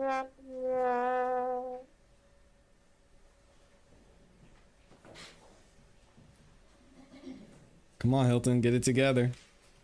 Thank you. No further questions. So now we're dealing with a hypothetical about vacuuming. Do you have any evidence that this headliner was vacuumed? No, I do not. Okay. And when I understand that you collected the samples on June 1st, 2022. Max is a savage. That's correct. When did you receive the headliner from APD? APD submitted the headliner on March 23rd, 2022. Okay, between March 23rd, may I approach? Mm-hmm. And this is the headline? Yes. Okay, between March 23rd and June 1st, did the headliner I don't know, Cassie. I should have dabbed earlier. continuously, uninterruptedly kept in this evidence bag? Based on the notes that I have and the records that I have, yes, it was. And this evidence bag was sealed? Yes, it was. So no one from GBI took this headliner between March 23rd and June 1st and slipped it in the laundry? No, they did not. No one took the headliner and went out on Panthersville Road and ran in the yard with the headliner, just waving it around? That's correct. No, they did Okay. not. It was maintained in this sealed evidence bag? Yes, it was. Just like Get 'em, Max. all other evidence that is brought into GBI for testing, correct? That is correct. All right, thank you. No further questions. All right, thank you for your time. You are excused. How long shall the next witness? Thank you. 2 hours, Your Honor. They're going to talk about the importance of taking pictures properly and making sure you use the flash while investigating a crime scene. So we're going to have an expert show up and tell you first. They're going to talk about how you tape the crime scene. Make sure you wrap the tape around each tree at least twice so the crime scene doesn't get affected. Then they're going to show us exactly how they walked up to the house, what camera that they used, if they had a 2 megabyte, 2 gigabyte, 2 terabyte SD card in their camera. They're going to tell us how long and how much training they had in photography. Then they're going to show us the bags that they use, whether it's Ziplocs, Publix brand, Target brand. It'll be about 2 or 3 hours.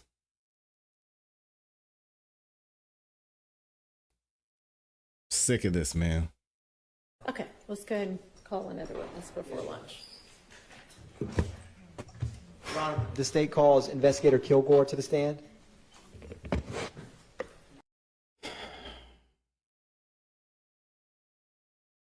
Thank you, AI Designs. Appreciate you.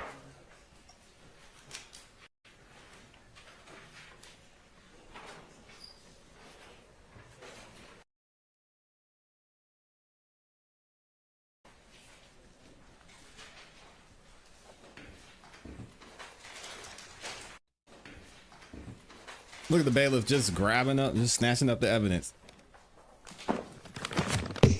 Well, let me see. Did I leave my lunch in here? Nah, that's not it. That's the wrong bag. I'm gonna just put it on the floor for now. We'll figure it out. They'll come back and get it later.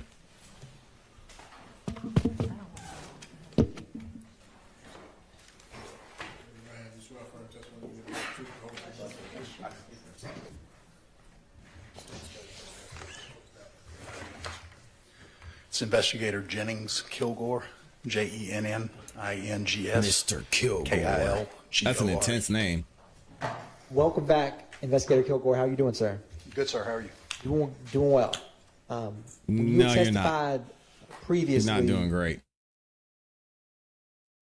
Not doing great at all, explained my that you friend. work for the APD Crime Lab Yes. and discussed NIBIN. Yes. So I wanted to ask you about some additional NIBIN testing that you performed. Okay. So I wanted to ask you if you analyzed any NIBIN 9mm cartridge cases related to March 2022 in this case. Which case number is that? So I'm going to start with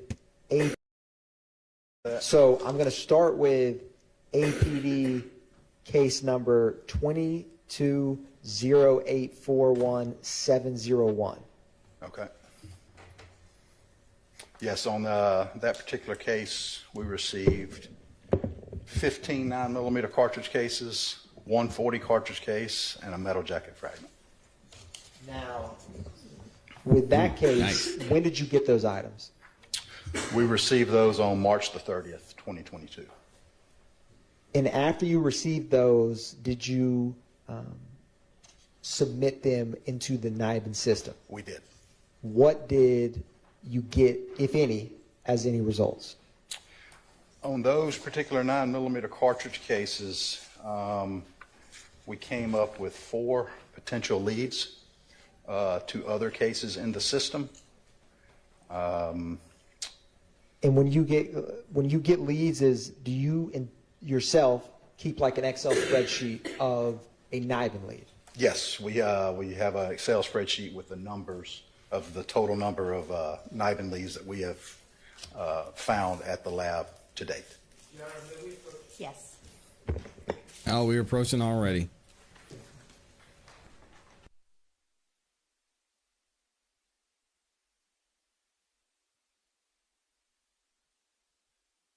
All right, let's skip ahead, see what this guy has to say. He's not going to be up here that long either.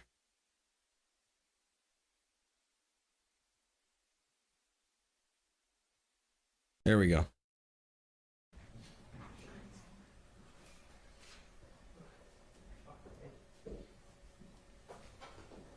They crip walked on the crime scene. Dang. I believe it.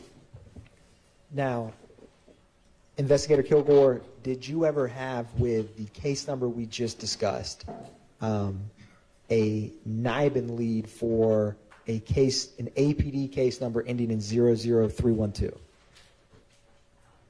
Yes, we did. And you see that whiteboard to your right shoulder? Yes. Is that top case number 2207-00312 one of the NIBIN leads? Yes, it is. And, Your Honor, subject to stipulation by the parties, this is related to the March 11, 2022 murder of Darius Ford and Christian McMiller. Now, Investigator Kilgore, did the 9mm cartridge cases that were tethered to the case we just discussed on March 11, 2022, did they ever have any connection to the second APD case number, that whiteboard beneath you, 220750015? Yes, there was an additional lead to that case number also. And so essentially those two case numbers and the second one that we just discussed pertaining to the stipulation, 2830 Waters Road, shell casings collected, the 9mm cases from those two incidents matched one another per your system. Yes, there was a potential NIBIN lead between the three of those. And as you have discussed to this jury before, once you got the NIBIN computer system match, did you conduct your own review of those images? Yes, once the matches come back on the computer system, we review the images. We look to see if we see enough similarities between them to send them to the GBI lab for confirmation. And at that point, we do a report saying we have a NIBIN lead on it and disseminate it to detectives. And what was the day that this initial NIBIN lead came to your attention? Our print off from the day that we got these leads was April 7th, 2022. I need to stop y'all for just a minute. Yes, There's a juror that really needs to use the restroom. Understood, Your Honor. Oh, And dang. I don't know who it is, but how much longer do we have with this witness? I have one more question. Okay. Can 2 more minutes, or is it a right now situation? Hold on. Hold it.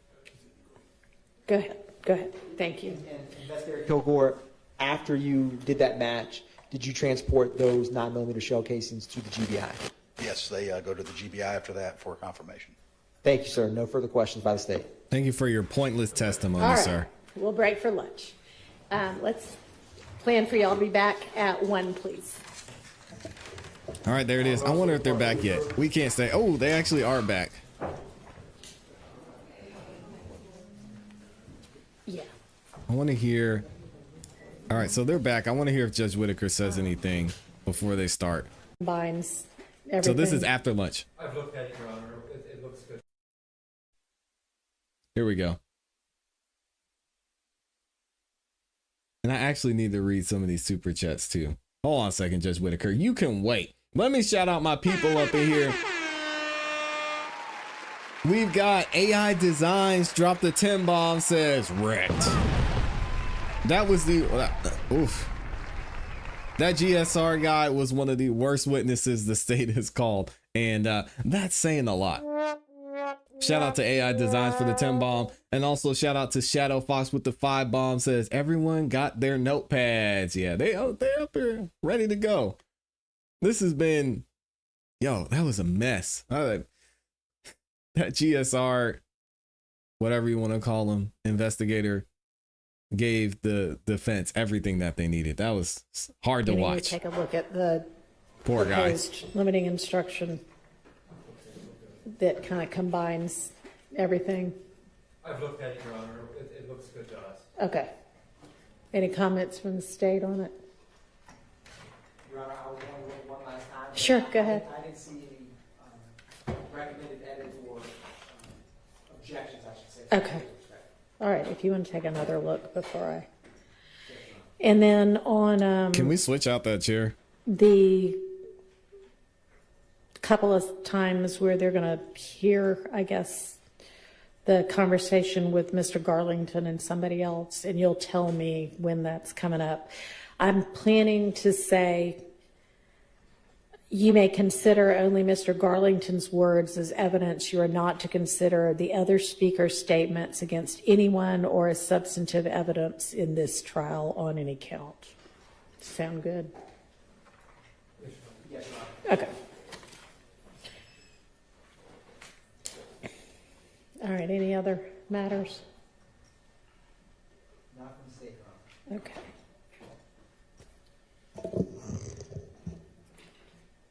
All right, is the jury ready?